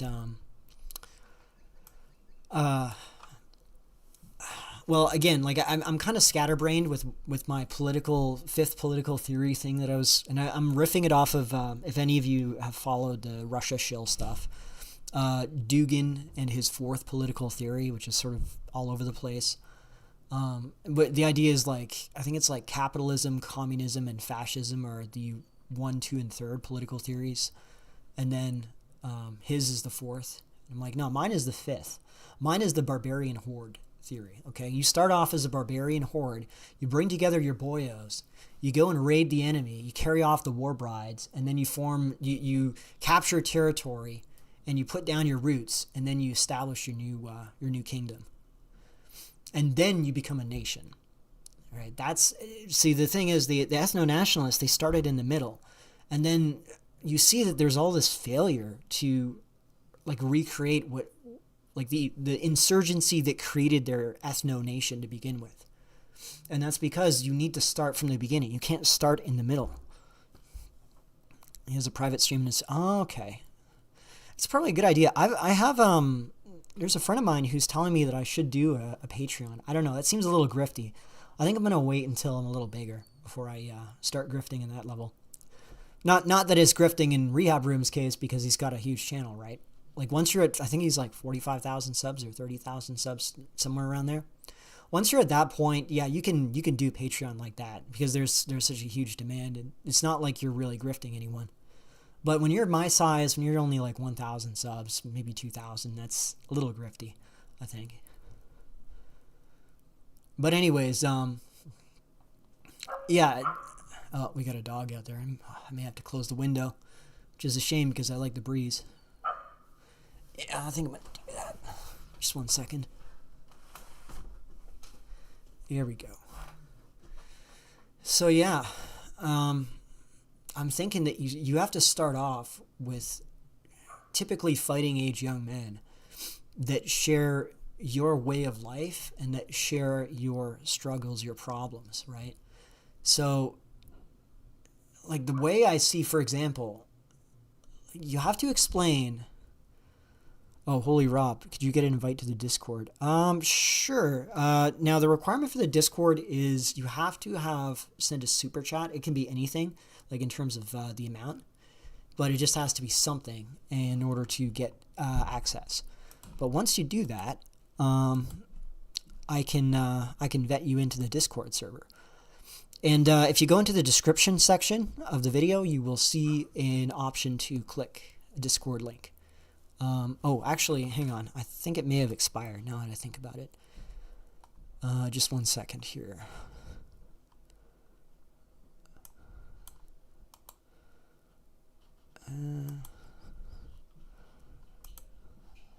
There. Okay, I'm going to put this in the chat section. There we go.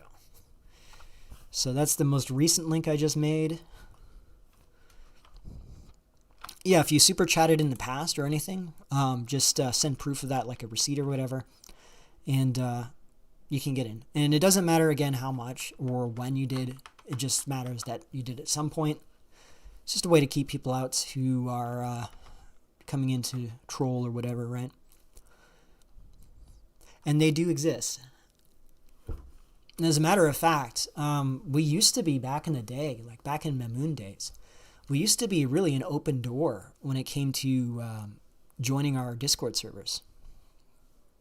But the problem that we ran into was, well, because you have to remember that, like, during Mamoon, this was in COVID era, right?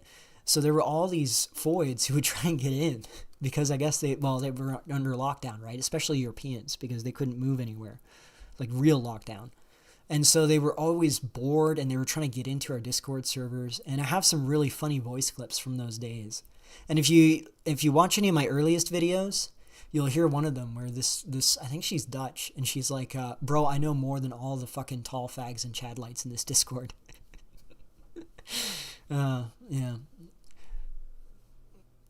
So they used to try and get in all the time. Like, we used to have Foid groupies. And wait until you get more viewers, 230 regular to get it. Yeah, exactly. Yeah. I don't want to get grifty on them. You know, like, the whole point is that this is something that, like, the way that I want to project myself is, like, I am doing this primarily because I enjoy it. And I also enjoy creating content and talking about the sphere. And, like, as I said, like, one of the biggest problems I think we ran into, and Face, this is something I'm going to talk to him about on stream, is that you can only say so much about looks and about dating and about women, because there is, like, a finite number of points you can make until you just run out. And then what do you do then? Like, do you just keep talking about the same stuff, or do you just pack it in, or do you try and find ways to expand this into other areas? Oh, hey, Ashmedai, what's up? Not too much. Hopping in a little bit late. That's very un-Anglo of you. But anyways, like, my idea was I wanted to try and expand it to other areas. Like, to take the mindset that we have, to try and create a worldview that starts from that as first principles, and then apply it to these other areas, and create, like, a political theory of inceldom. You know? Almost sounds like a meme, right? It sounds like a joke. It's like I was just saying to a friend of mine, you know that guy, here, I'll pull him up, actually. Hang on. He's the guy I'm using in my thumbnail. His name, he went with, was it like Johnny Dresden or something? Like, this guy is like the epitome of Chudism. Like, this is who I identify as. This guy's like the avatar of my people. Let me see here. Where is he?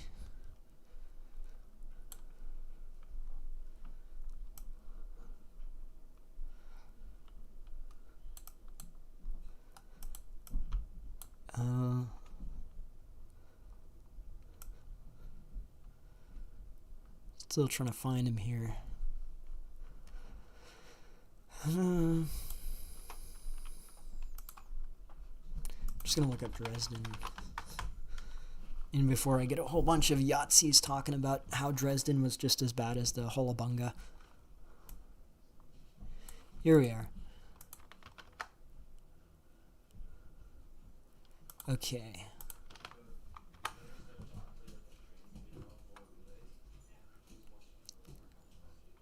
Alright. Just loading up here.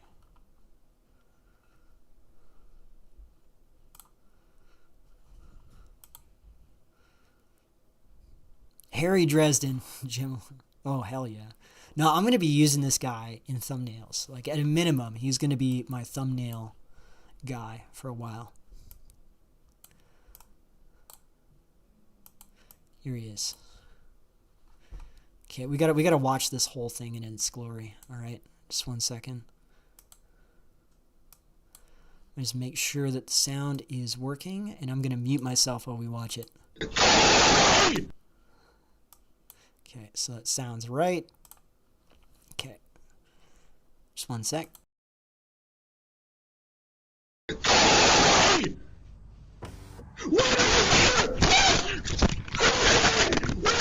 Hello? Hi there, can you open this door, please? For what? I just want to make sure that everything's okay. There seems to be something going on. What do you mean? I don't know, I just figured I'd check on something. I don't know what you want, man. Get out of my house. Open this fucking door! Where's Bro. your daughter, man? Where's your daughter, What are man? you talking about? Where's your daughter?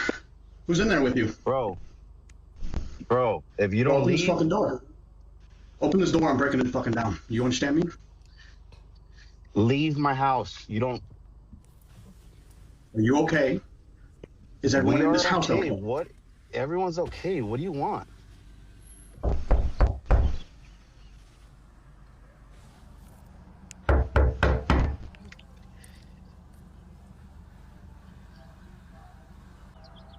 Can you leave my house, please? Can you open the door, please? You have nothing to do with my house. Can you leave my house?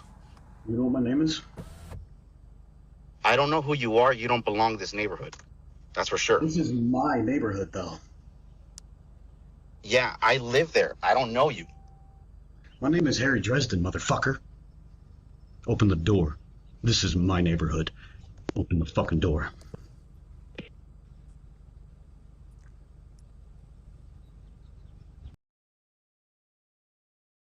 Okay, what are we calling this guy? We're calling this guy Saint Harry Dresden. Saint Dresden. Open the fucking door. This is my neighborhood. I was actually just telling a friend of mine about this, or in the Discord, that this is, in a weird way, it's very Indo-European, if you think about it. Or very Aryan, as they say. Because he's invading his neighbor's house, demanding his daughter as a payment for being left alone. It's very, very Aryan. It's like Corios maxed. Corios pilled. All right, let's keep going.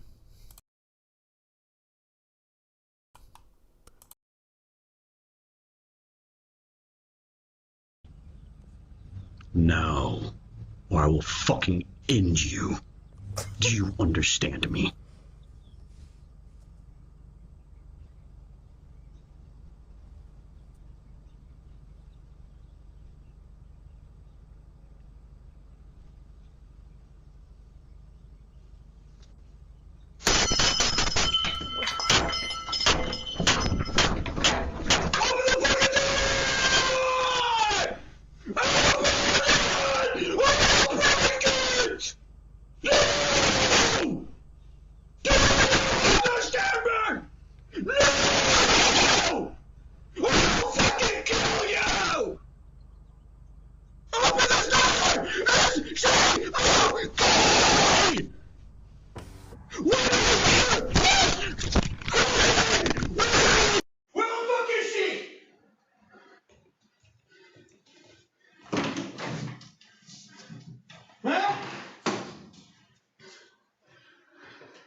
Victor, you around?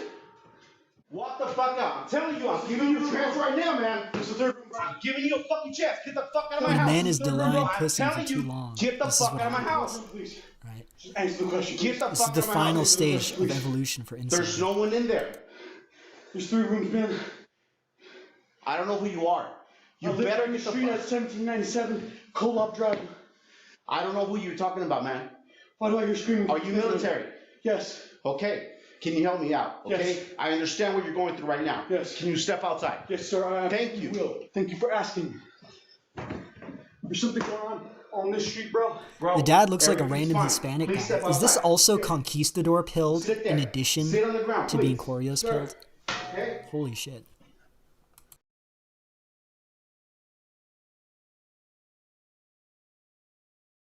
Alright, I think that's it. Oh yeah, that was just total gem. Hell yes. It was beautiful. This guy is my new favorite person. Okay, okay, hear me out. So, he's been arrested after this breakdown. His life is probably over. But he could start a career as a streamer and make this like his persona. And he probably could, I don't say he'd get rich on it, he could probably get by on it.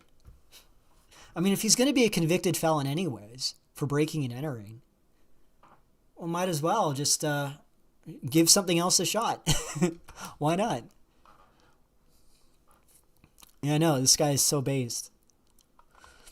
And hence the thumbnail. And that's also going to be used in the video that I'm going to be putting together. I'm not sure if I'm going to use the same thumbnail as this one, or I'm going to alter it a little bit. But the idea will be it's going to be this guy, and it's going to be... Let me see here. Let me find where he...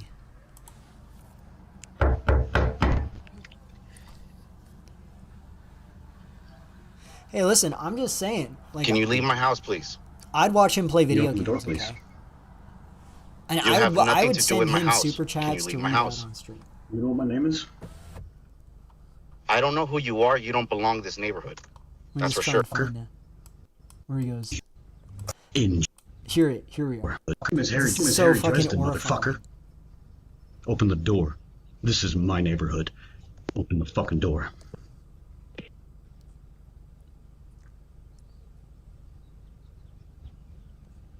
No. Say the line. Or I will fucking end you. Oh, yeah.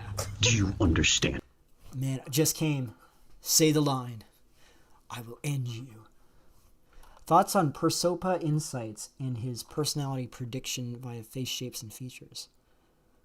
Oh yeah. Anton is in my Discord server, and he sent me this it looked like it was like one of these brochures for buying different products, and if you buy the $5.99 package, you will get a personal follow-up call from this guy. And again, this is Mercer Shekelmaxing again. I told Anton, if you send me $600, I will give you a personal follow-up call. Like, damn, what a value for money deal. What a bargain. Yeah, I haven't looked too much into it. I mean, physiognomy is interesting. There's something to it for sure. Like, I know that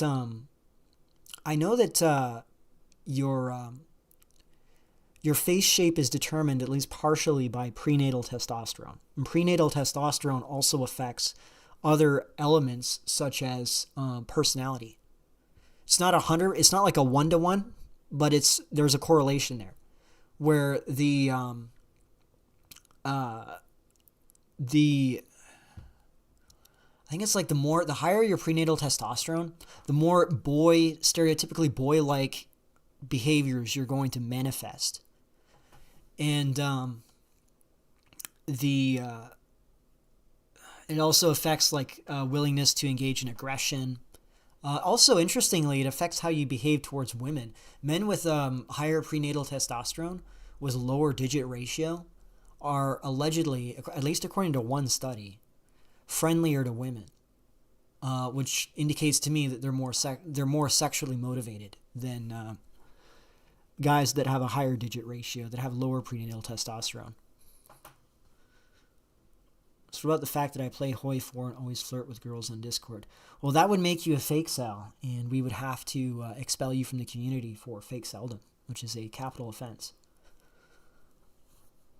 This is how I imagine Western Decline looks IRL.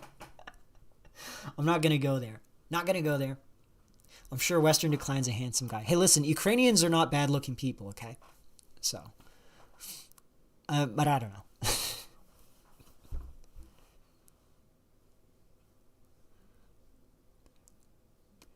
I was skeptical of him, but I paid him $20 for a reading, and it was giga accurate. Oh no, not the Maramy files. Oh god. Maramy is our resident rabbi to ward off the banners.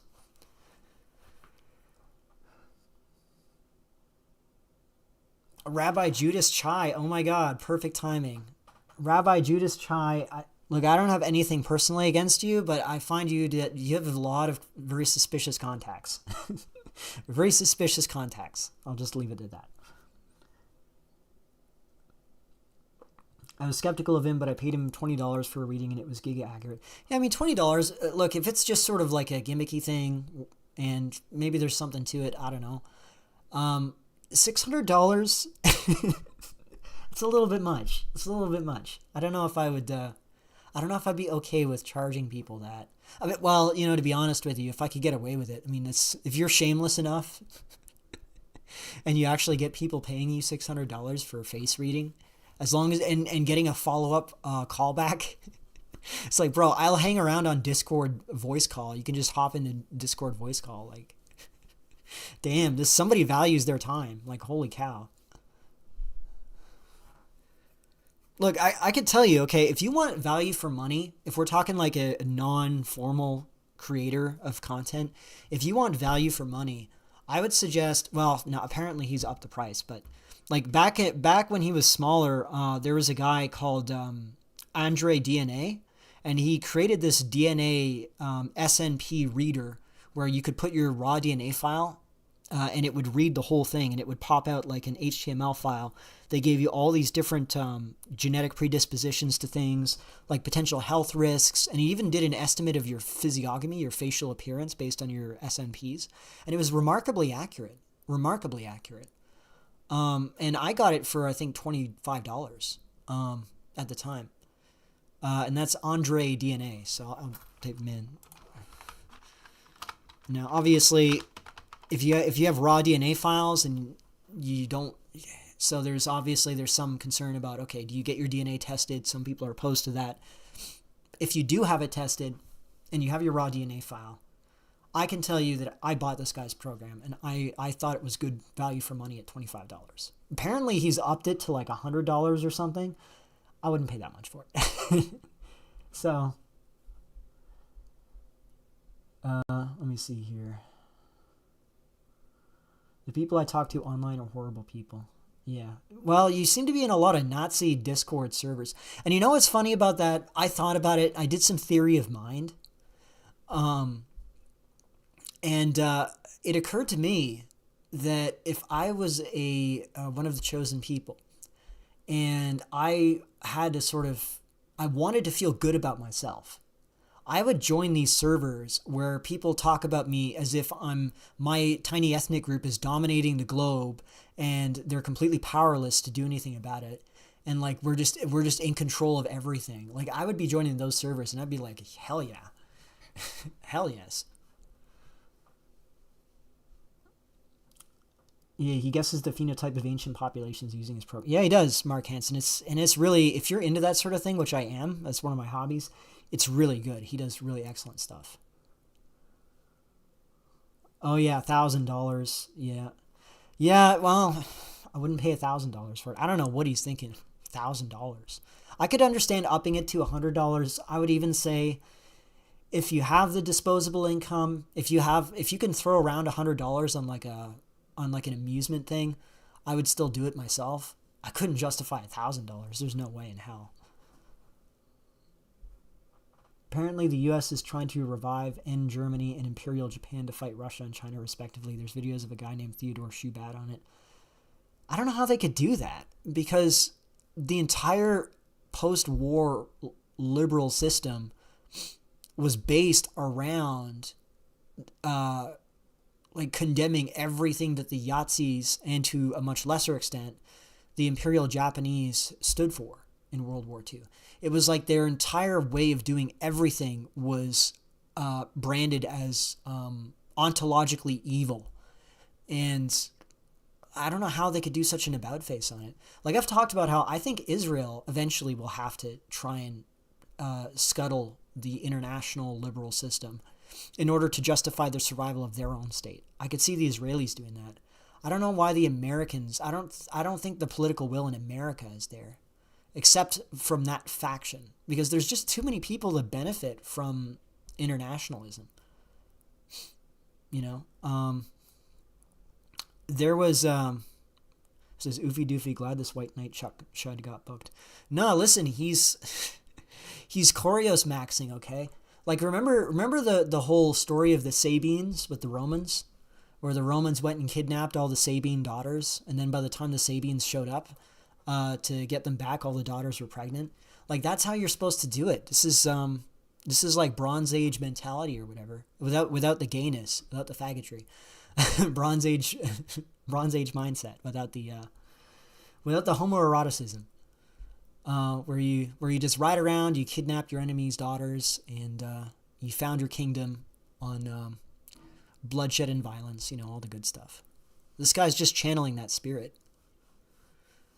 Imagine being brave enough that you go to your neighbor's house and you start demanding his daughter, and you burst down his door when he refuses to offer her up as a sacrificial bride. Like, that's so Indo-European. It's like I could feel the Viking blood in his veins. I could feel the blood of conquerors.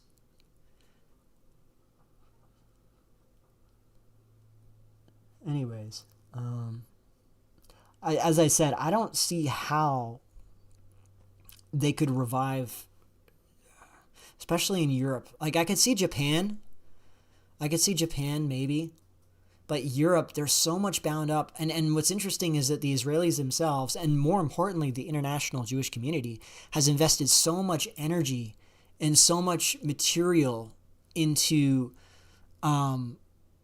creating this moral narrative around World War II, that it's all good versus evil. That I have a hard time believing that they could walk it back. It's sort of like how in the Russia versus Ukraine war, everyone, because at this point now, let's just say Russia, hypothetically, even if Russia started winning everything, like, it would still be a Pyrrhic victory, because, like, what would Russia win in a victory against Ukraine? It would get some extra territory that it already doesn't need because it's the world's largest country, right? So, like, the territory that it could get out of Ukraine is irrelevant. It would, like, even their best victory scenario would be completely Pyrrhic, as they say. But when you already lose so many men in battle, just dying from drone strikes, from gunshots, anything, you're incentivized to, like, you cannot accept a peace that does not result in a devastating loss for the other side. And Ukraine is in the same situation. They cannot tolerate a peace because of how much they've lost already in manpower, in men, in Ukrainians. They can't tolerate a loss that would be devastating, or even like a status quo. They couldn't tolerate it. And it's sort of similar with how the post-World War II narrative has worked. They've invested so much energy into it. Like, even now, to this day, it's only been recently that you're starting to see people getting sick of the right and the left calling each other Yahtzees. Like, the left will say, oh, the right are Yahtzees because they want immigration control and they don't want to become a minority. And the right will say the left are Yahtzees because they want to confiscate guns and they want to control speech or whatever. And, like, everybody's so sick of these stupid World War II comparisons. But it's only just been recently that we've even dared to question that, And honestly, I think if Nick Fuentes is going to get any credit for anything, I think one of the best things that he's done is the stint he did with Kanye West, where he had West sort of ridicule the World War II narrative with his antics. That actually, like, what Kanye West did with N-word Heil H, I'm going to be careful what I even say, with what he's done with that, he's done far more damage to their narrative than any kind of, like, the greatest story never told, or Europa the Last Battle, like all this shit, or the Institute for Historical Review, like those guys. Okay, I'm not trying to besmirch anything that they've done, because look, if there's real work that they've done, that's good. But in terms of actually impacting the public consciousness, Kanye has done 10 times more than any of them have ever done in their entire existence, just by ridiculing the situation. Because now everybody associates him, everybody associates our favorite World War II former colonel, I think, or was it, former corporal, with Kanye West and his black rappers. And that's what you want. You want people to think of it in a sort of silly, ridiculing way. You don't want people to think of it in a super serious hat way. So, Germany is planning on spending 5% of their GDP on military. Well, yeah, they could spend all the GDP in their military at all. That's fine, but they're not representing anything like Yahtzee Germany, right? They're not representing an ethno-nationalist expansionist identity or a racial supremacist identity, which the Germans did have at the time. It's indisputable. They were Germanic supremacists, right? They wanted to expand at the expense of other peoples, right? And they had this mentality of like, we're going to fight to the last man, effectively. Like, you don't have anything like that in Germany. If anything, you have the opposite.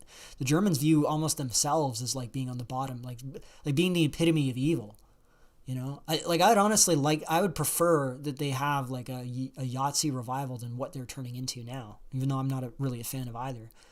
I just don't see it as plausible. Like you can have the U.S. is a good example of this. You can have all the money pouring in you want. Okay, you can pour in all that money. What does it mean? Like, does it actually mean anything if you don't have the willingness to fight? At that point, then you're effectively just a mercenary army, like what the Emiratis have, right? The Emiratis don't have a real army. They have mercenaries from Pakistan for the most part. The Saudis don't have an army. The Saudis are completely helpless in this war against Iran. Completely helpless. Right? They've been reduced to begging Pakistan to intervene on their behalf, and Pakistan's like, fuck no. Because if we enter the war against Iran, we are going to end up the oil shipments will stop to Pakistan and we'll have a humanitarian crisis. Like, that's what would happen. So, and as a result, the Saudis are literally completely helpless. And same with the other Gulf Arab countries. That's effectively what these countries turn into when you don't have a real willingness to fight, an ethos to fight. So I'm skeptical. Maybe, I'm not saying it's impossible, but I'm skeptical. I'm skeptical that it would turn out that way. I think what's more likely, I think, is that you will see after this war is concluded, and it will be concluded in Iran's favor, in the sense that Iran will control the Strait of Hormuz. They'll use the access to Hormuz to keep sanctions off of them. That's going to make them much stronger. And the U.S. bases are probably going to be abandoned in the Middle East. What I can see happening is Iran, Turkey, Pakistan. They're going to form this crescent, basically, this alliance. And they're going to start creating like a mini BRICS almost. They're going to create their own independent section. And Pakistan will have Iran and Turkey under their nuclear umbrella. I think that's what the long-term outcome of this is going to be.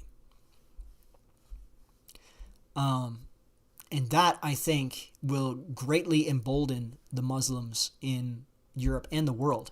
Because this will really be the first time that the Muslims will have a truly independent power bloc.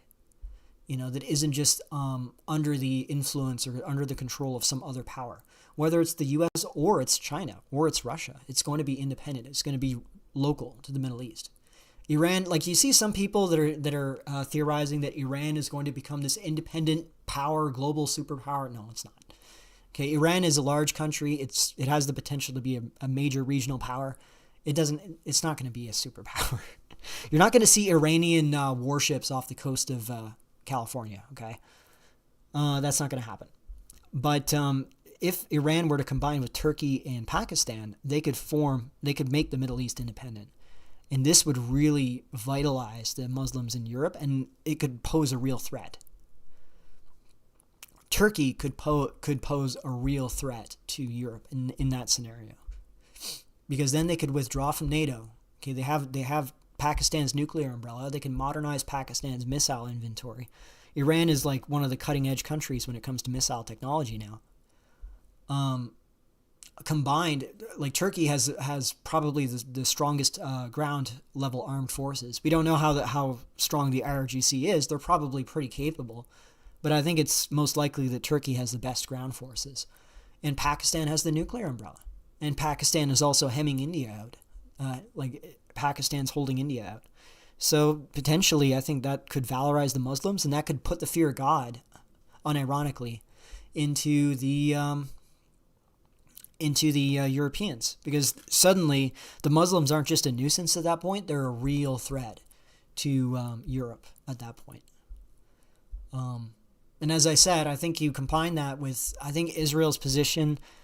I maintain that Israel's high watermark of their power was the onset of the 12-day war in 2025.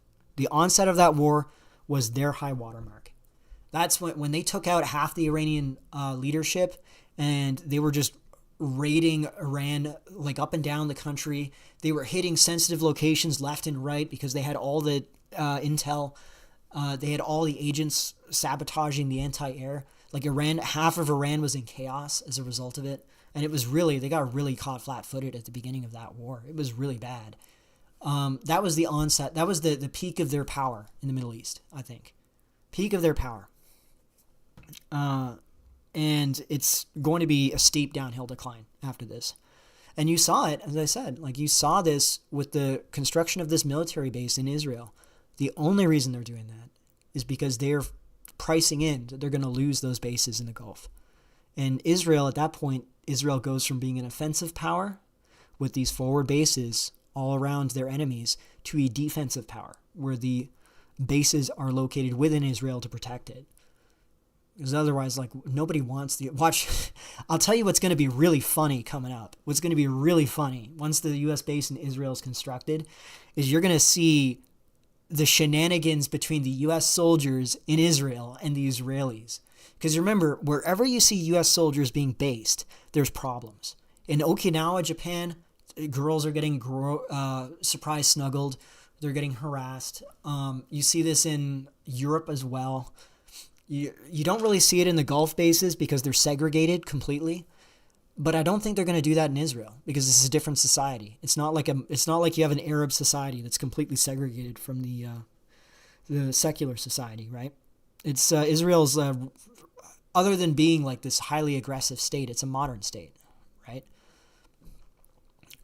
So I think that you're going to see a lot of shenanigans and a lot of complaints about the U.S. base in Israel. I think, and that's going to be really delicious to see. It's going to be. I can't wait to see Black Hebrew Israelites who signed up, showing up in Israel and telling them who the real Jews are. Okay, we know the truth. They need to hear the truth.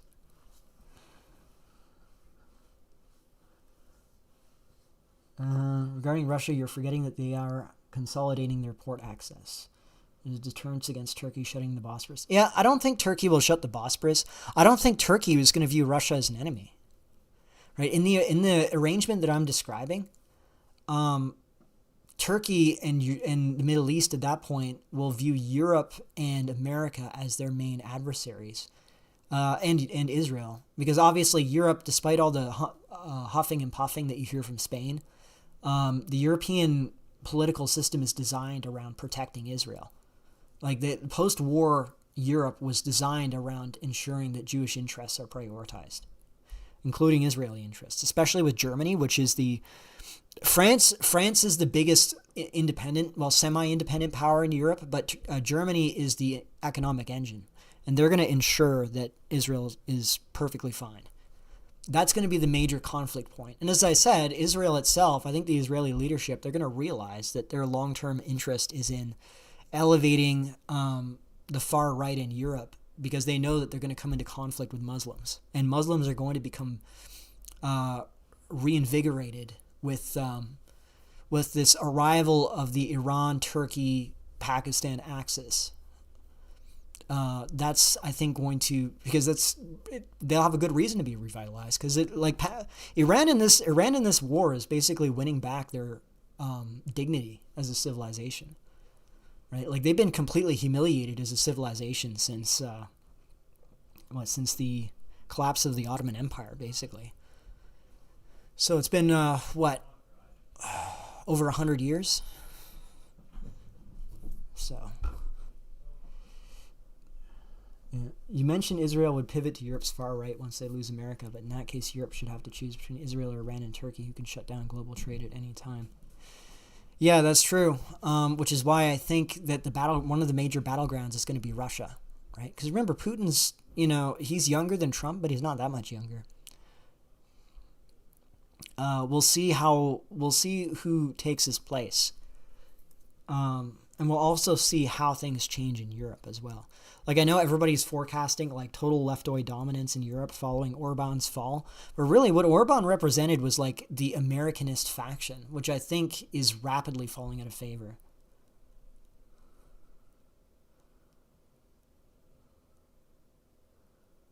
Wait, let me see here.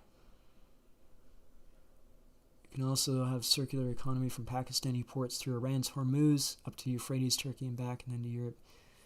Yeah, we'll see. But it depends. Like, will Europe continue to just allow the immigrant population to displace them? Maybe they will. Maybe there won't be any resistance to it. But I have a feeling that Israel is going to see the walls closing in, and they're going to see, at a minimum, even if the remigrationists aren't friendly to Israel, they would still be hostile to the Muslims, and I think that's what they would prefer. They do surprise snuggles in Bahrain, I heard, and the Cup King allows it. I wouldn't be surprised, because you have to remember, Bahrain's like, I think it's like 70% Shia, but the leadership is Sunni, and it's much less, like they have a much less friendly relationship between the population and the king than the other Gulf states where they're the same religion. So it wouldn't surprise me if the American soldiers are allowed to get away with shit.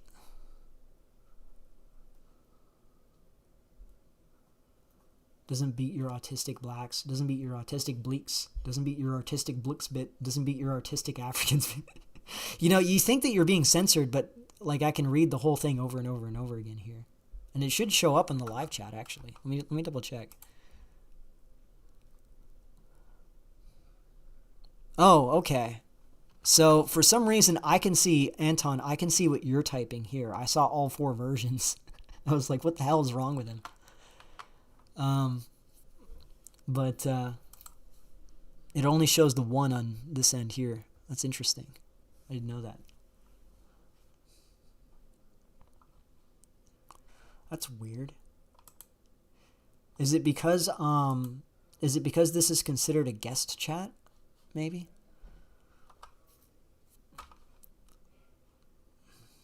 Yeah, I don't know, man. You know what I might do? I might try and figure out if there's a separate plugin that mirrors the YouTube chat, but it doesn't do any censorship, so that I can just post it on the sidebar here. And then you could have like an uncensored version of it, or it'll catch the stuff before it gets censored. Because then I could just read it off of my OBS instead of reading it on the side here. No, I have it set to live chat, so it should be showing up as live chat on this end. Or actually, there is a way I can check this. Interact.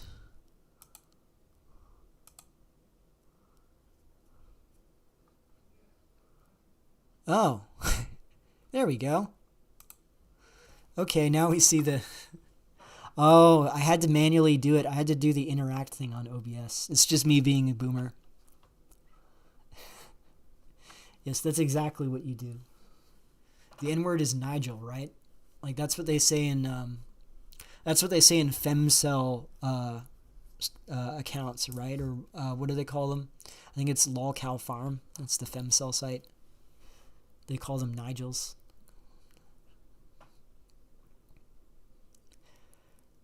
Yeah, I know, right? Okay, we get it, Anton, we get it.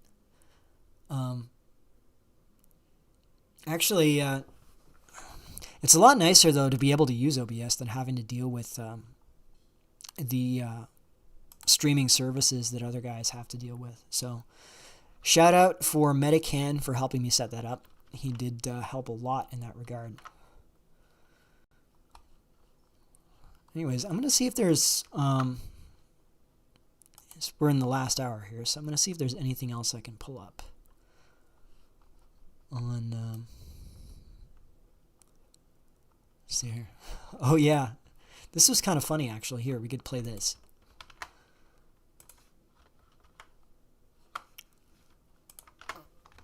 Okay.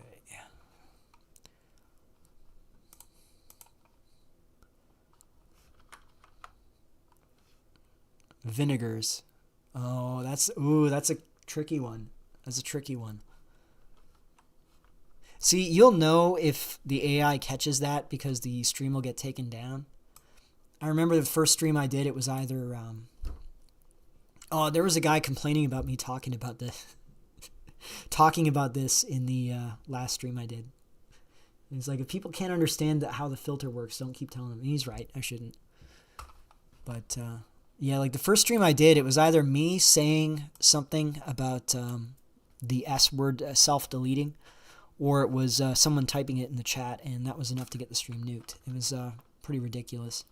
I don't think they're as bad now as they were back then, though. Anyways, we're going to watch this.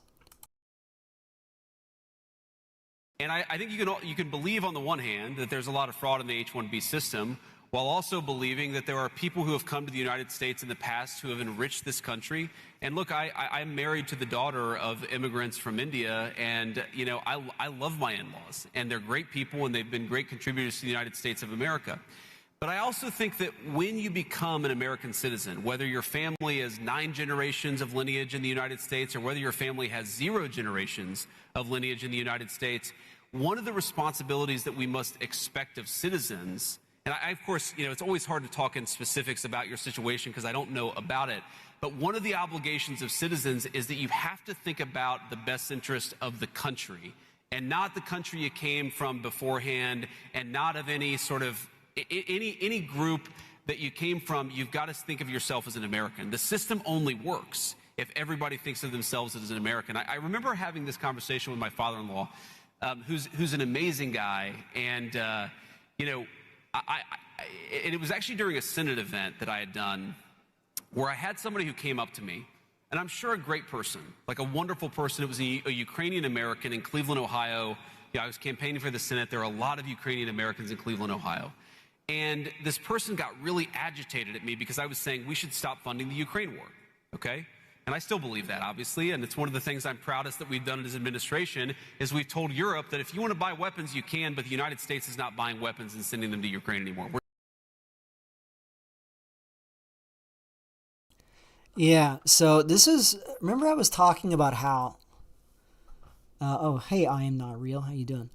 So remember I was talking about how JD Vance, his original design was he was supposed to be the Obama of the Republicans and like take them into this race-blind meritocracy route or colorblind meritocracy route, where like the only difference between the Republicans under Vance and the Democrats would have been the Republicans would want lesser taxes and fewer regulations and more legal immigrants, whereas the Democrats would want to amnesty illegal immigrants and have higher taxes and more regulation. That would be the only difference between the two parties under Vance. This is before Trump, because Vance has been groomed for becoming president since the Obama years. Like he was identified and groomed for that purpose. And I think he was married off to his wife for that purpose as well. And after Trump came up and completely upended the apple cart and transformed politics, shifting it radically. Well, he didn't do it. He didn't think that he was doing it. Like his politics, Trump's politics are very normie, like 90s Democrat with a lot of extra Zionism thrown in. Like that's pretty much all Trump is. He's not radical, but he empowered the voices of all these radicals that pushed the Republican Party into a far populist position, like a far to the populist right compared to where it started at.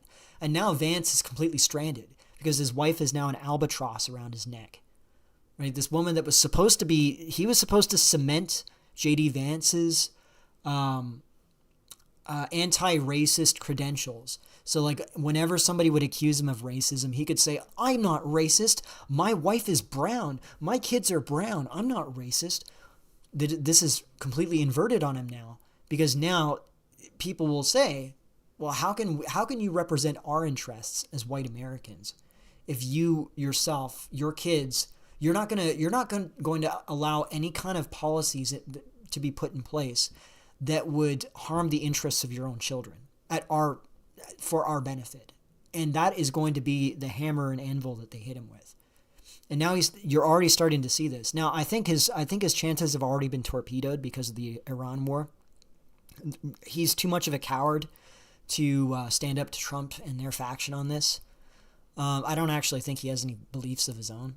So he's just doing whatever he thinks is politically expedient, and he lacks the balls to take the highly contentious route when it comes to that. So I think he's going to lose anyways. But even if he didn't, like, this is what would have sunk him, because there's this, especially against H-1Bs, because of the impact that they're having on white collar workers. Like, there's a major push against them now, and you can't be caught advocating them anymore. It's over. So it was just interesting to see this, because you're already seeing the response is quite negative. And it's funny because he's posting, "You have to be American. You have to identify as American." Well, here's our new Americans.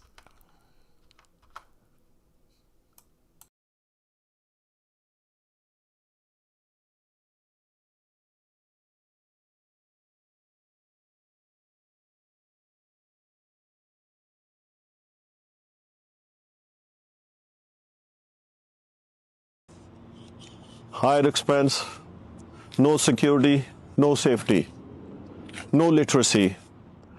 My plan, Marka plan, Make Affordable California Again, will recognize children who maintain GPA level 3.87, 3.93, will support first buying car upon graduation from high school, will credit $505 plus first year no registration fee. Let's support our children. Let's support our schooling system. Thank you. California failing our children's. California failing our children's. Yeah, no, I have a feeling that here's the problem with Indians. It's not so much that they're not like criminal elements or whatever, but they get into everything, and because they're perceiving it, I guess they're not seeing it as intrusive the way that we are, where they're seeing themselves participating in politics and things as like, look at how interested I am in America, that I'm active in all these political spheres, and I'm getting into all these little nooks and crannies everywhere. Whereas people see this as like an invasive element. That's how they're being perceived. And it's the same in Canada. Oh, did I mute myself still? No, I'm good. Okay. It's the same in Canada, where we have a huge Punjabi Sikh population, and the way it works here is most pale Texas citizen by 20. I think it's already the most pale Texas citizen. Most pale Texas citizen by 2026 already. But we have a real Punjabi Sikh problem, okay? Or problem. We have a Punjabi Sikh community, and the way that the community functions politically is that the color of their turbans will match the political party that they represent. So like the conservative members of parliament that are they wear the blue turbans, the Punjabi Sikh conservatives. The NDP wear the orange turbans, and the liberals wear the red turbans. And it just becomes they make themselves very noticeable, and it agitates a lot of people, and they don't seem to realize this. And I think this is what's really going to sink that faction of the Republicans, because they're all gaga about Indians because of how useful Indians are to the business class. Because at the end of the day, that's who Republicans represent. They represent the business class economically, right? Like, yeah, okay, they will dupe evangelicals and whatever into voting for them. But other than Zionists, and it's because Zionists have such deep pockets that they will do this, they will obey the Zionists. But other than the Zionists, they just represent the business interests. That's it. Business interests like these guys. You know, like I'm sure this guy is increasing, him and his community are increasing the GDP by a huge factor, by a huge amount. So he's very valuable, and his community as well. Mercer wears the black turban in Canada. As a matter of fact, I do have a black turban as my PFP on Discord. But this is showing my admiration for what a good fight the Iranians are putting up, where I'm currently the Ayatollah of my Discord server. So, just to be clear, it's Iranian turbans, it's not Punjabi turbans.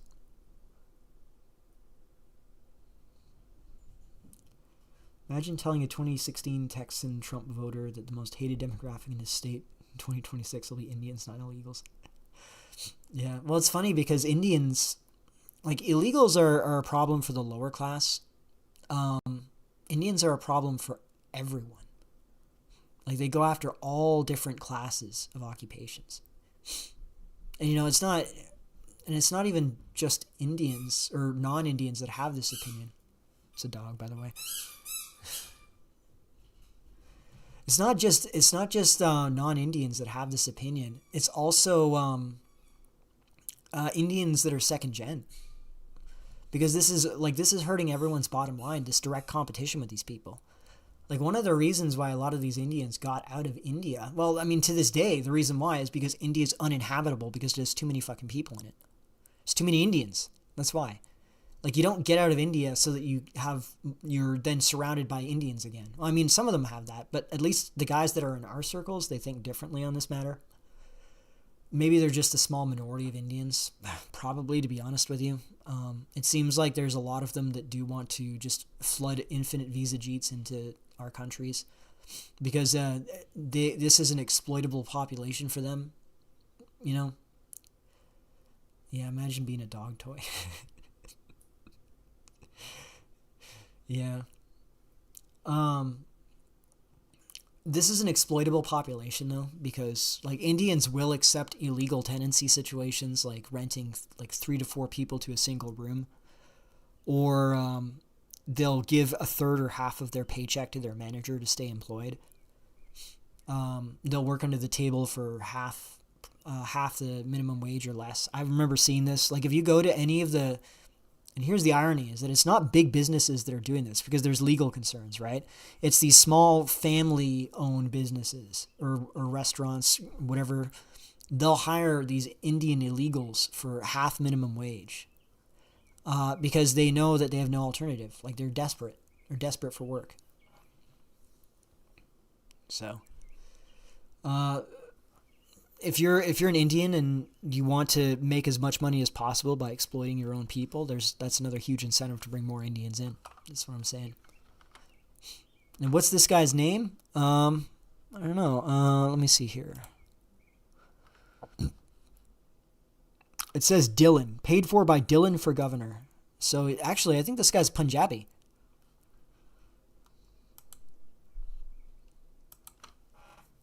I think he's Punjabi, because Dylan is, pretty sure Dylan is a Punjabi name.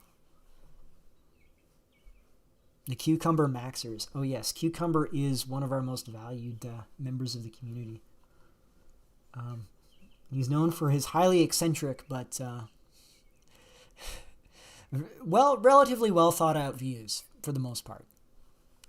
Especially on ground level politics. The Bronx is a concrete jungle with animals out prowling. That's true. I wouldn't want to live there. Well, I don't know, maybe if you paid me enough. Indians are far more dysgenic than the average illegal due to their arranged marriage practices. That is probably true. Arranged marriages... Look, I try not to be too nasty to people based on things that they can't really control, but, I mean, it's just a fact. Let me see if I can pull this up, actually. Because I remember a while ago, I went on Google Maps, and it's quite funny. If you go to Google Maps, and you go to India Street View, well, not even just Street View. Like, obviously, Street View, it's quite unpleasant, but if you just click on random places, like random temples or like corner stores or whatever, you'll see people taking pictures of themselves just randomly. Like, this is one of my favorite, let me just find this here.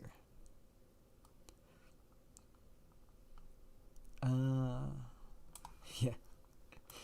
You'll find, like, This guy.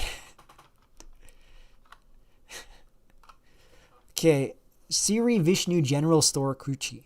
So, this gentleman probably would not exist in a non-arranged marriage environment, if we're being brutally honest. Okay, this guy would not exist. Yeah, Jatcast, yeah. And then this one here is one of my favorites, and I actually got this from... I've used this as a reaction to things many times. I might just make this into a... I might just make this into an emoji on my server as well.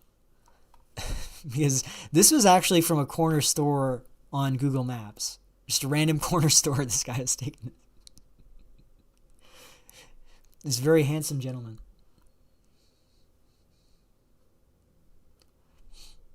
Oh, that is correct, Unga Bunga. Look, balance... I made a video on this, remember? Balanced selection is ideal. And if you have balanced selection, you will have selection for the best traits, but you won't have it focused excessively on one end of the population or the other. I think everybody, including incels, will agree that like the bottom 5% or so probably shouldn't be reproducing, okay? Like the reason why there's like ugly people like that is because there was no controls against them reproducing. Right now, that's not the bottom 30%. It's like maybe the bottom like 2 to 5% at most, I would say, that this applies to. Balanced selection is where, okay, because this is one of these arguments you'll hear, and this was one of the disagreements I had with Tails. Oh, hang on one second. Okay, just double checking to make sure I didn't miss anything. So the way it worked in like what you'll hear from Tails, for example, and I'll get into how it worked in Europe. Actually, that was another video I wanted to make, but I never got around to it, mostly because of laziness. I couldn't make it. I couldn't find a way to make it interesting enough. Where I was going to talk about how European reproduction worked and how it was different from other parts of the world, for good, for better, and for worse. There's good things and bad things about it. Anyways, this is one area I disagreed with. I disagreed with Tails on, because he was doing the thing where he was talking about how, he was making it like a white versus non-white thing, whereas like the whites are eugenic, the non-whites are dysgenic, so it's good that they're dying out, and that women are morally justified in being picky about their selection. And I said, my response was, okay, in one sense you're correct, but this only applies when you have balancing selection, meaning that there's as many men selecting against women as there are women selecting against men. And when you have that balance out of whack, you end up with disproportionate selection on one side and not enough selection on the other side. And it's like, for example, a good example of this would be like if you have too many men competing for too few women, it's not just that you're going to have fewer men reproducing and like the standard for men will go up in terms of attractiveness. The standard for women will commensurately go down in attractiveness, okay? Or desirability, like not just attractiveness physically, but just all sorts of traits, right? Like, for example, you could end up with increases in schizophrenia. Because actually there was a study on this. Pretty much all the major mental illnesses. Here, I'm gonna pull it up in my balancing, because I have a folder where I kept my stuff for my videos. I'm going to find my balancing selection thing. Here we are. Let's see. I made a little graphic about this. Let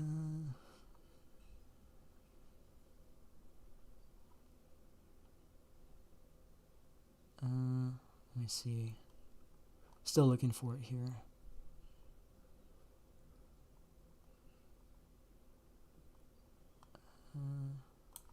Here it is.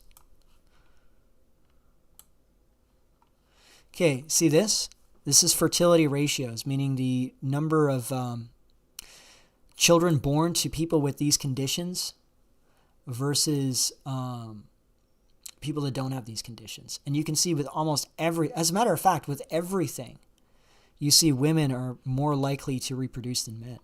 This is a really good example of unbalanced selection.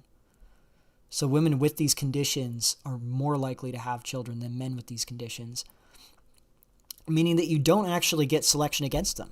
You do get some selection against them, but like men being disproportionately selected against does not mean that you won't get more of these conditions in women. And height is another perfect example of this, right? Like women have never been attracted to men who are short based on their short height. You know, like there are men that can be attractive despite being short, but it's never attractive in and of itself. And yet manlitism exists to this day. It's because short women exist, okay? And also, I mean, as I said, there are men that offset their short height with other things that make them attractive. But oftentimes it's because short women exist. And if you're in a heightened competition scenario for men, where like men that are shorter than a certain height are not going to reproduce because they're being outcompeted, well, that means that women are spoiled for choice relative to men, right? So there's going to be no selection against women for these traits either. Well, first of all, there's already no selection against women for short height anyways. But I mean, any feature that is unattractive in a woman. And this occurred to me. I remember the day that this occurred to me. I was in Ottawa and I was going by the street that was like all new prefab buildings. And it was mostly, this was a couple of years ago now. And it was mostly older millennials that were in there. So they were in their like mid-30s at the time. And I remember noticing that, like, and they were all young families. I remember noticing that it was mostly like these guys that were middling to maybe more attractive than average, and then women that were significantly less attractive than they are. Now, it could be because of age. It could be. But I think to a significant effect, it's because a lot of these men, because they fear competition from other men, due to how unstable the relationship environment is. When it comes to choosing a woman to marry and start a family with, a lot of them will go for a woman who they believe will never find somebody more desirable than they are for a permanent relationship. And so it's like a security thing. But the result of this is dysgenic fertility in a sense. You know, I don't, not necessarily dysgenic in that they're not able to reproduce or whatever. They have like disabilities or something. But it's dysgenic in the sense that these men who, in a more stable environment where there wasn't the ability for women to switch out for a different partner as easily. And again, like it's not even necessarily that they can do that. It's just that the perception exists. Because of that, they're going to go down lower in terms of selection than what they could otherwise attract, and then you get children that are less attractive as a result.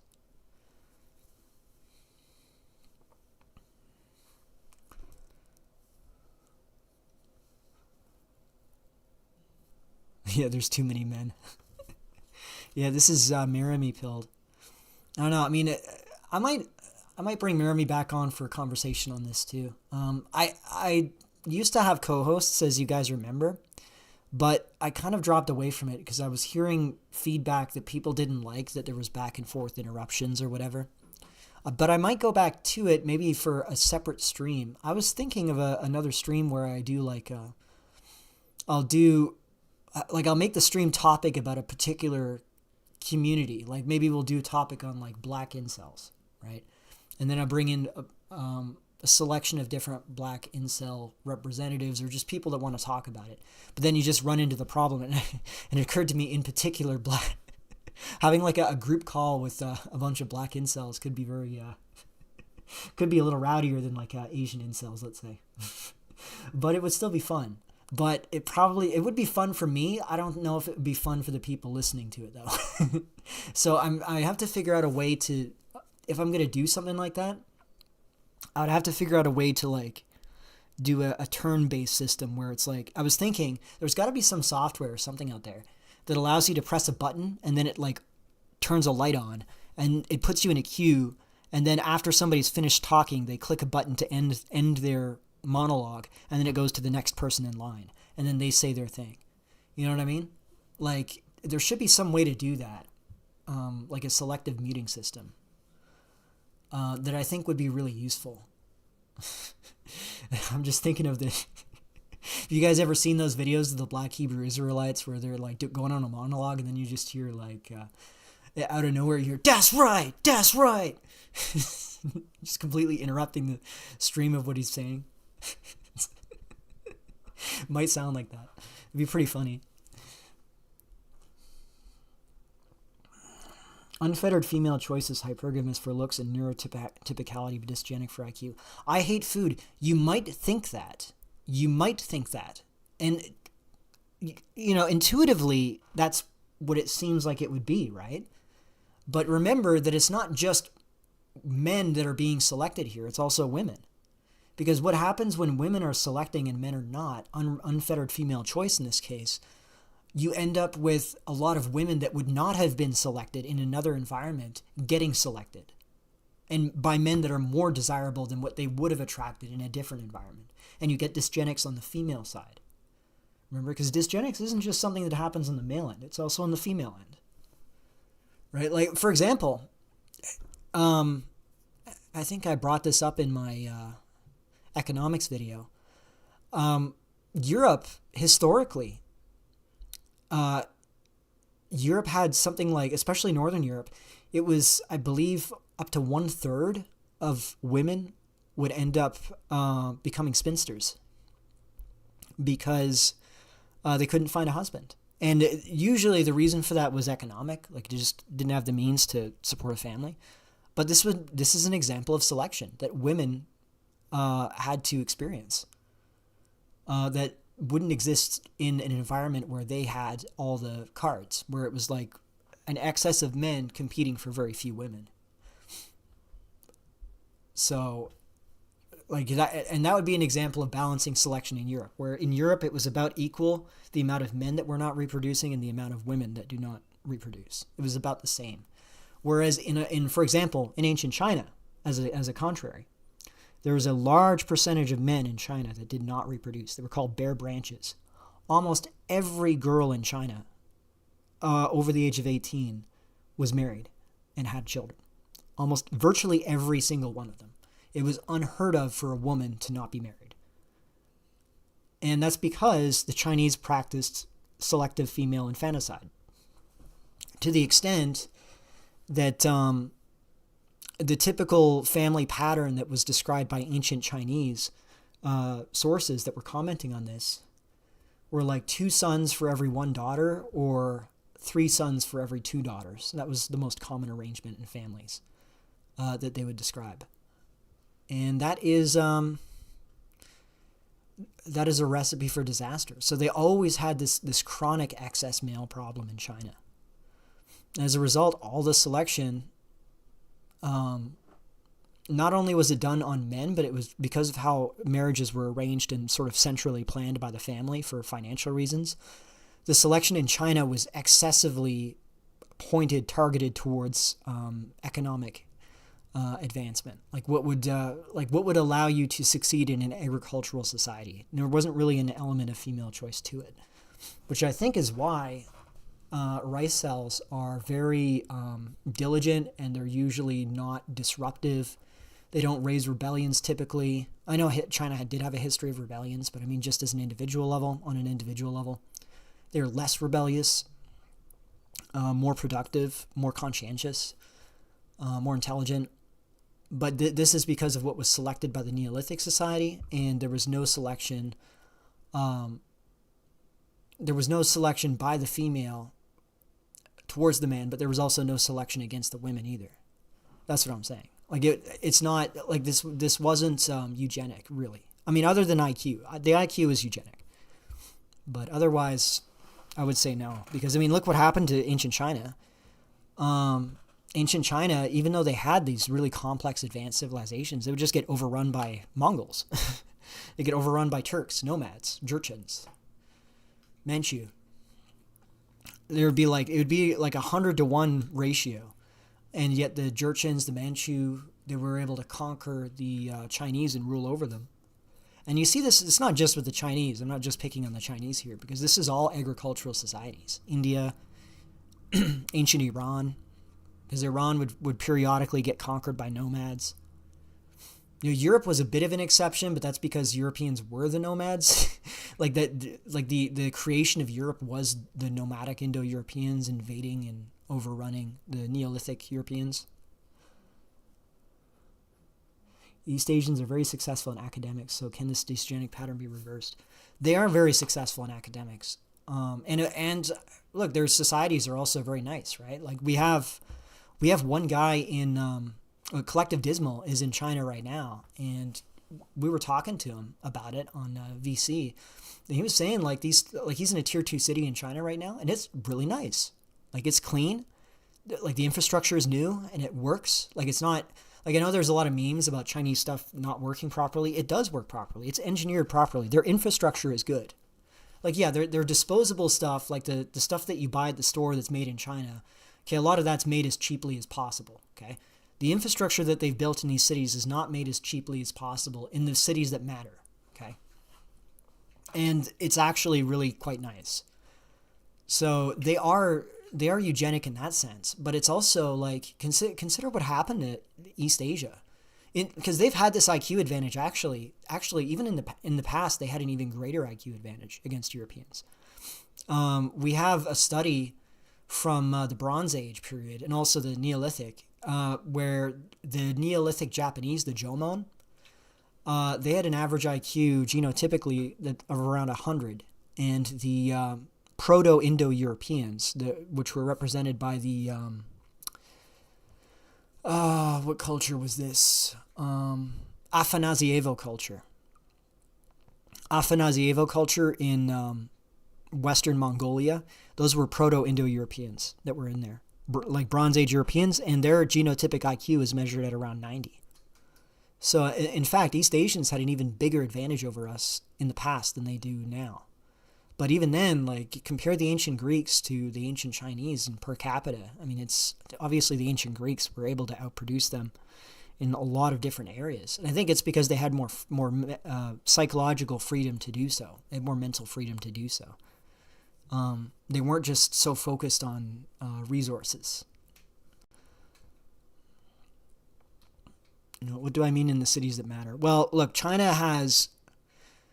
like the scale and population of China is really hard for us to imagine because of how huge of a country it is. Like, you have cities of millions of people that are a dime a dozen, that are just like, that's considered a know-nothing city. Whereas the biggest city I've lived in is like 2.5 million people. That's the biggest city I've ever lived in. That's considered barely more than a town in China. Right? That's not that important. So if you're talking like a city, a proper city in China, tier 2 city, so we're talking not even Shanghai or Beijing or Guangdong. Is it Guangdong or Guangzhou? I think the province is Guangdong and the city is Guangzhou.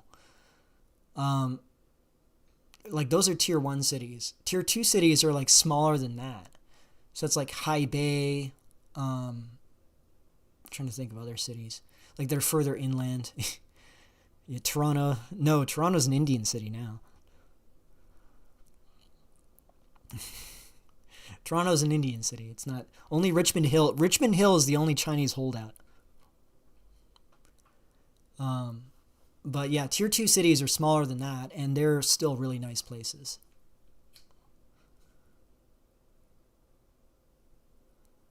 Let me see here. Britain had an average IQ of 115 in the 19th. Yeah, see, the way that they're determining that, Yumiyashi, is through reaction time tests.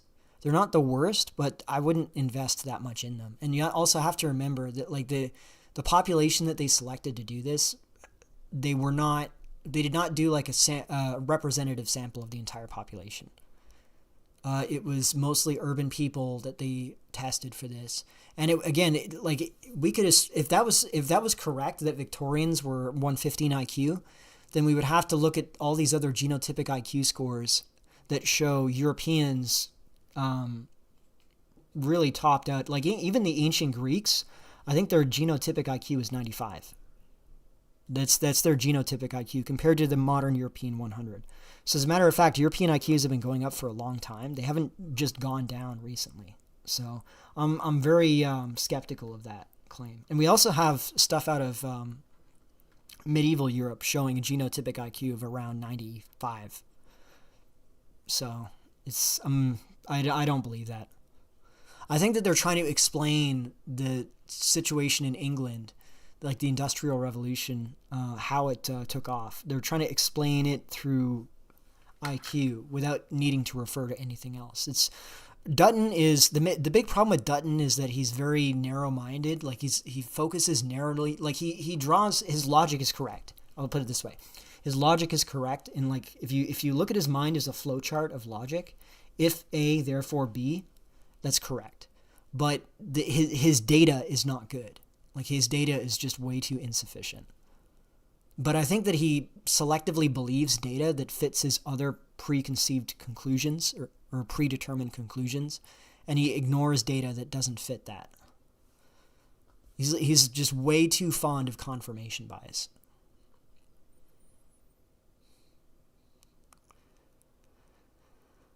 Why do Chinese city names sound like banging metal pots together? I don't know. I mean, what was that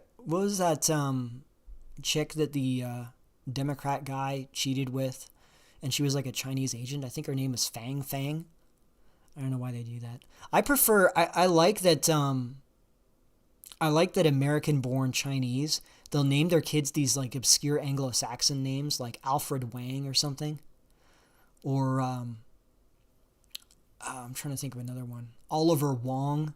Like they'll name them these like old archaic Anglo names. Actually, I'm gonna look that up. Let's type in Alfred Chang and see what comes up. Alfred Chang. Yeah, former CEO. Alfred Chang. Okay, let's do Alfred Wong. Retrial finds man guilty of Vancouver teen Alfred Wong. Of course it's a Vancouver teen. Who else would it be? Of course it's a Vancouver teen.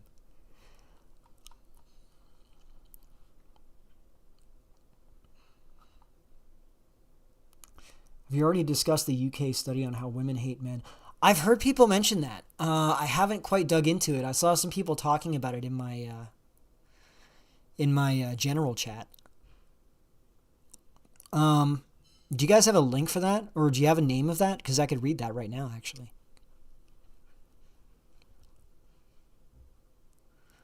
So he doesn't reply to any comments. Yeah, I'm a little tricky when it comes to replying to YouTube comments because if I reply to one, it's kind of expected I should reply to all of them. That can be a little bit tricky.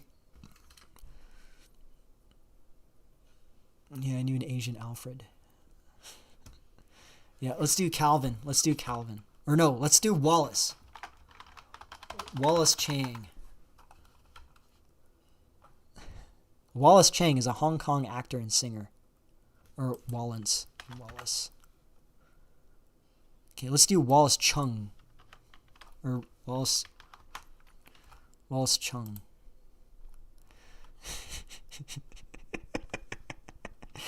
But look, I find it kind of endearing, compared to when, like, everybody's having this sort of rosy-eyed view of Chinese now because we got hit with Indians so hard. By comparison, Chinese are angelic. Like, we think of the good old days of when all we had to worry about was Chinese completely fucking destroying our property market. Those are the good days, man. Oh, Mercer, the comment was about Dutton, not you, damn, don't see my comment above it. Oh. Okay. The IQ results from Victorians come from a bias sample using a reaction times test at a science fair. Yeah, exactly. I don't think that's correct. Now, I don't disagree that there was dysgenic fertility, because you can see it to this day. Look, I mean, the UK benefit system has enabled, like, an entire underclass of people to come into existence, like the chavs or whatever. that entire sub race of Anglo exists because of that system that was put into place. You know, like so that's true. And you see something similar in Australia with I think they're called the Bogans in Australia. We don't really have that here in Canada, and I think that's because we never had really a proper welfare system. We never had a benefit system like the UK has.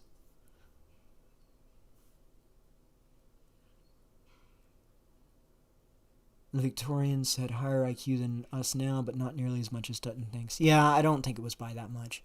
I do think there was a little bit, because you can see, for example, Ontario and Quebec, if you look at the PISA scores of Ontario and Quebec in particular, Quebec PISA scores actually are something like if you translate them to an IQ score, it's like 101 or 102 IQ.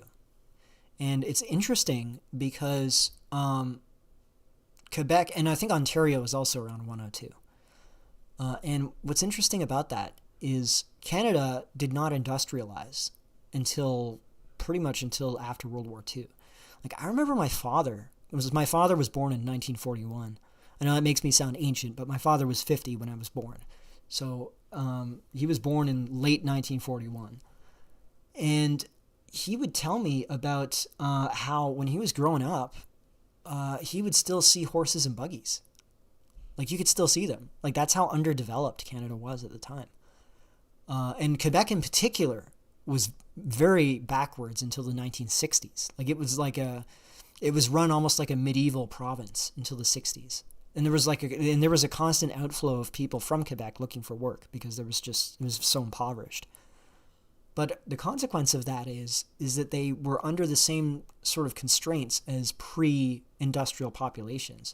And I think this has paid some dividends now, because again, if you look at the standardized testing in Quebec, they're like the whitest province in Canada, or one of the whitest provinces, but at the same time, they also score among the highest.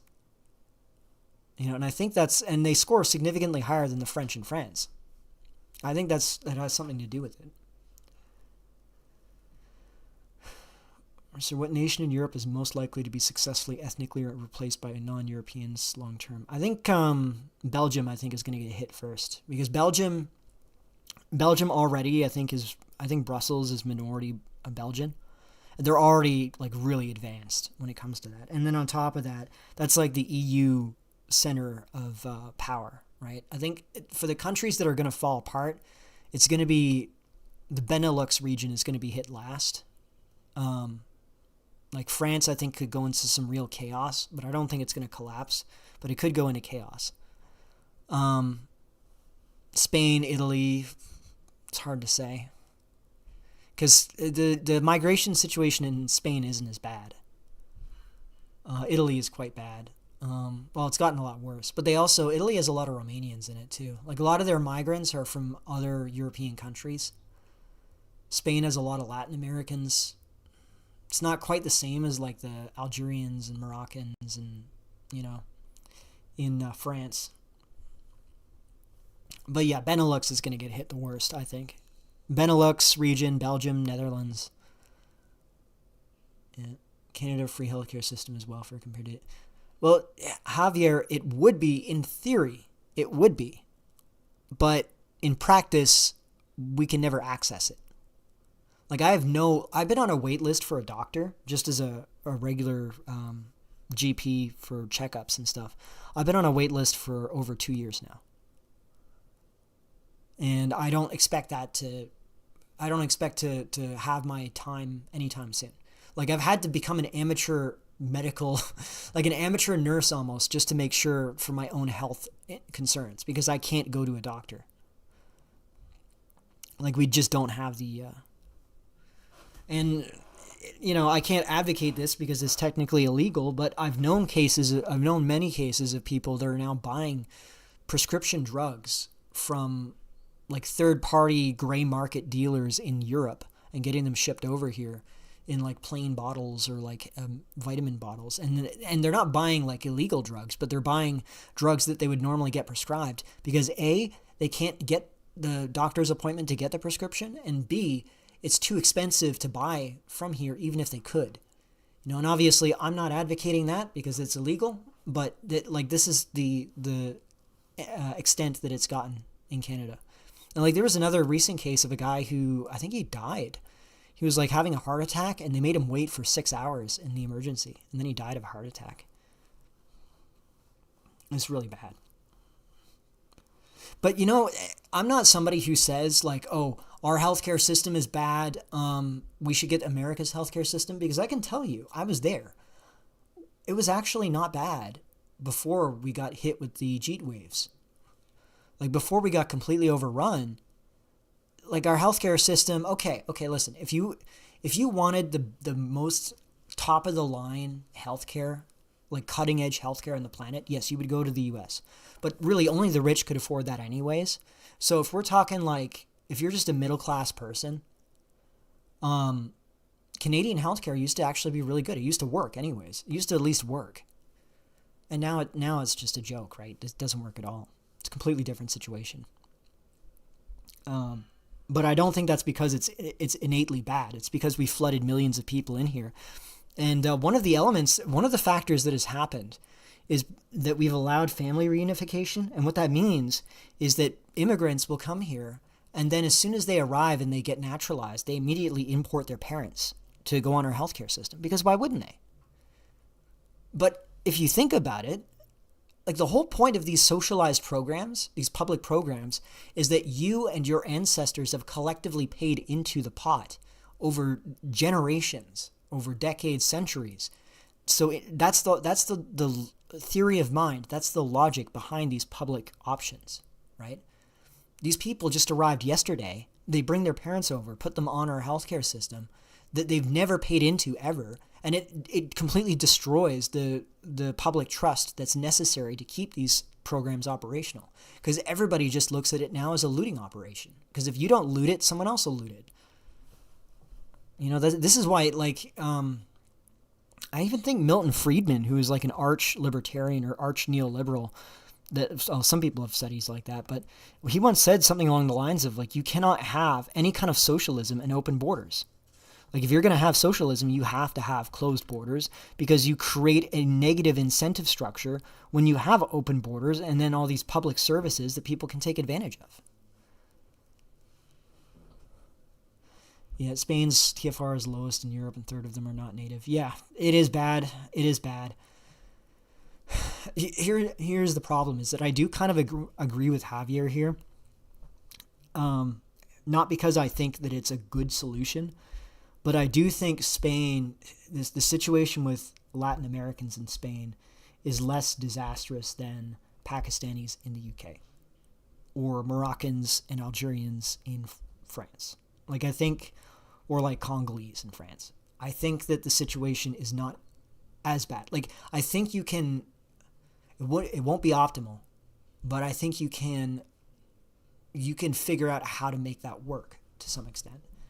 Don't think you can do that with these completely alien people where there's zero connection to them whatsoever. As a matter of fact, like the Moroccans and Algerians are adversarial and hostile to the French. You know, like it's a completely different scenario between one or the other. And I've also made this point with the U.S. Like Hispanics in the U.S., what I would advocate if I were to talk to the political class, I would say you got to redo a 1924 Immigration Act and just fix the ratios of the population where they are now. Like 60% white, 20% Hispanic, 13% black, 7% Asian, and just use immigration policy to keep it at that ratio perpetually. And make that your policy that takes the population change element off the table as a political issue. And now you can talk about other issues. I think that's like the most workable solution, as opposed to, you know, let's break the country up into ethno-states, or let's engage in like a nationwide race war between people who the only issue that they have in contest with each other is their race. Like I just don't think that's realistic. You know, I do think in general though, Europe is like, I think the issue with Europe immigration is going to be more to do with that they're coming from hostile countries as opposed to just being racially different. I think that's the bigger factor. Will Poland get more liberal as Western Europe gets more right wing? I think I could see that. Like, I think one of the elements you're going to see, and I've already heard this anecdotally from Hungarians, is you're going to see more migration from younger Western Europeans that have the economic ability to migrate. You're going to see them migrate into like the post-communist Central and Eastern European countries because they're nicer places to live. The concern is that they're going to bring Western European politics with them if they're allowed to vote.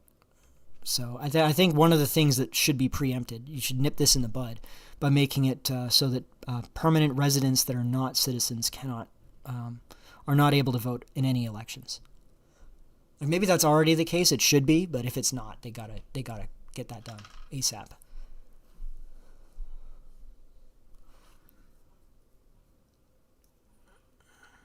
Yeah, sort of Latin American countries are cultural and ethnic similar to Spain. Some of them are. Like, look, oh hey Thomas White, how you doing? It's good to see you're here. You're a little bit late because I'm about to close it down. We're hitting the third hour at this point. But I will just say though that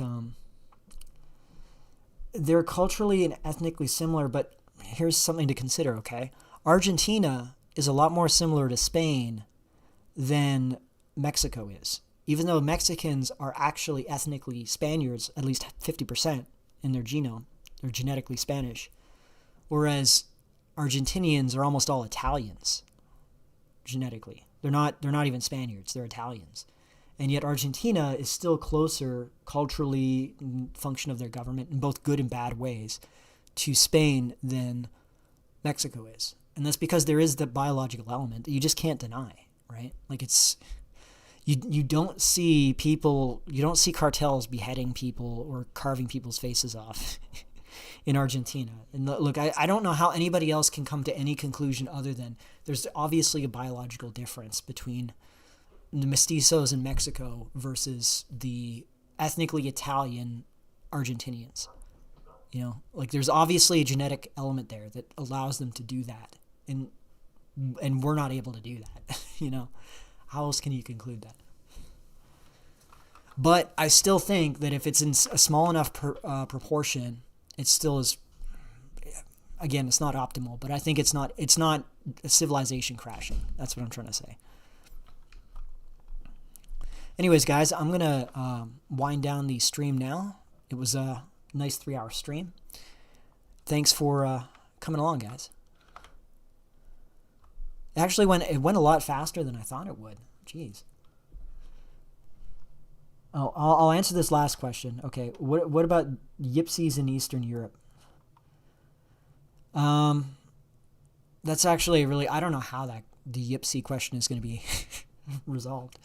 I feel bad for them actually because they're, all the ones that are not completely retarded have been selected against. So now the only ones that are left are the ones that are just incapable of integrating into the normal population.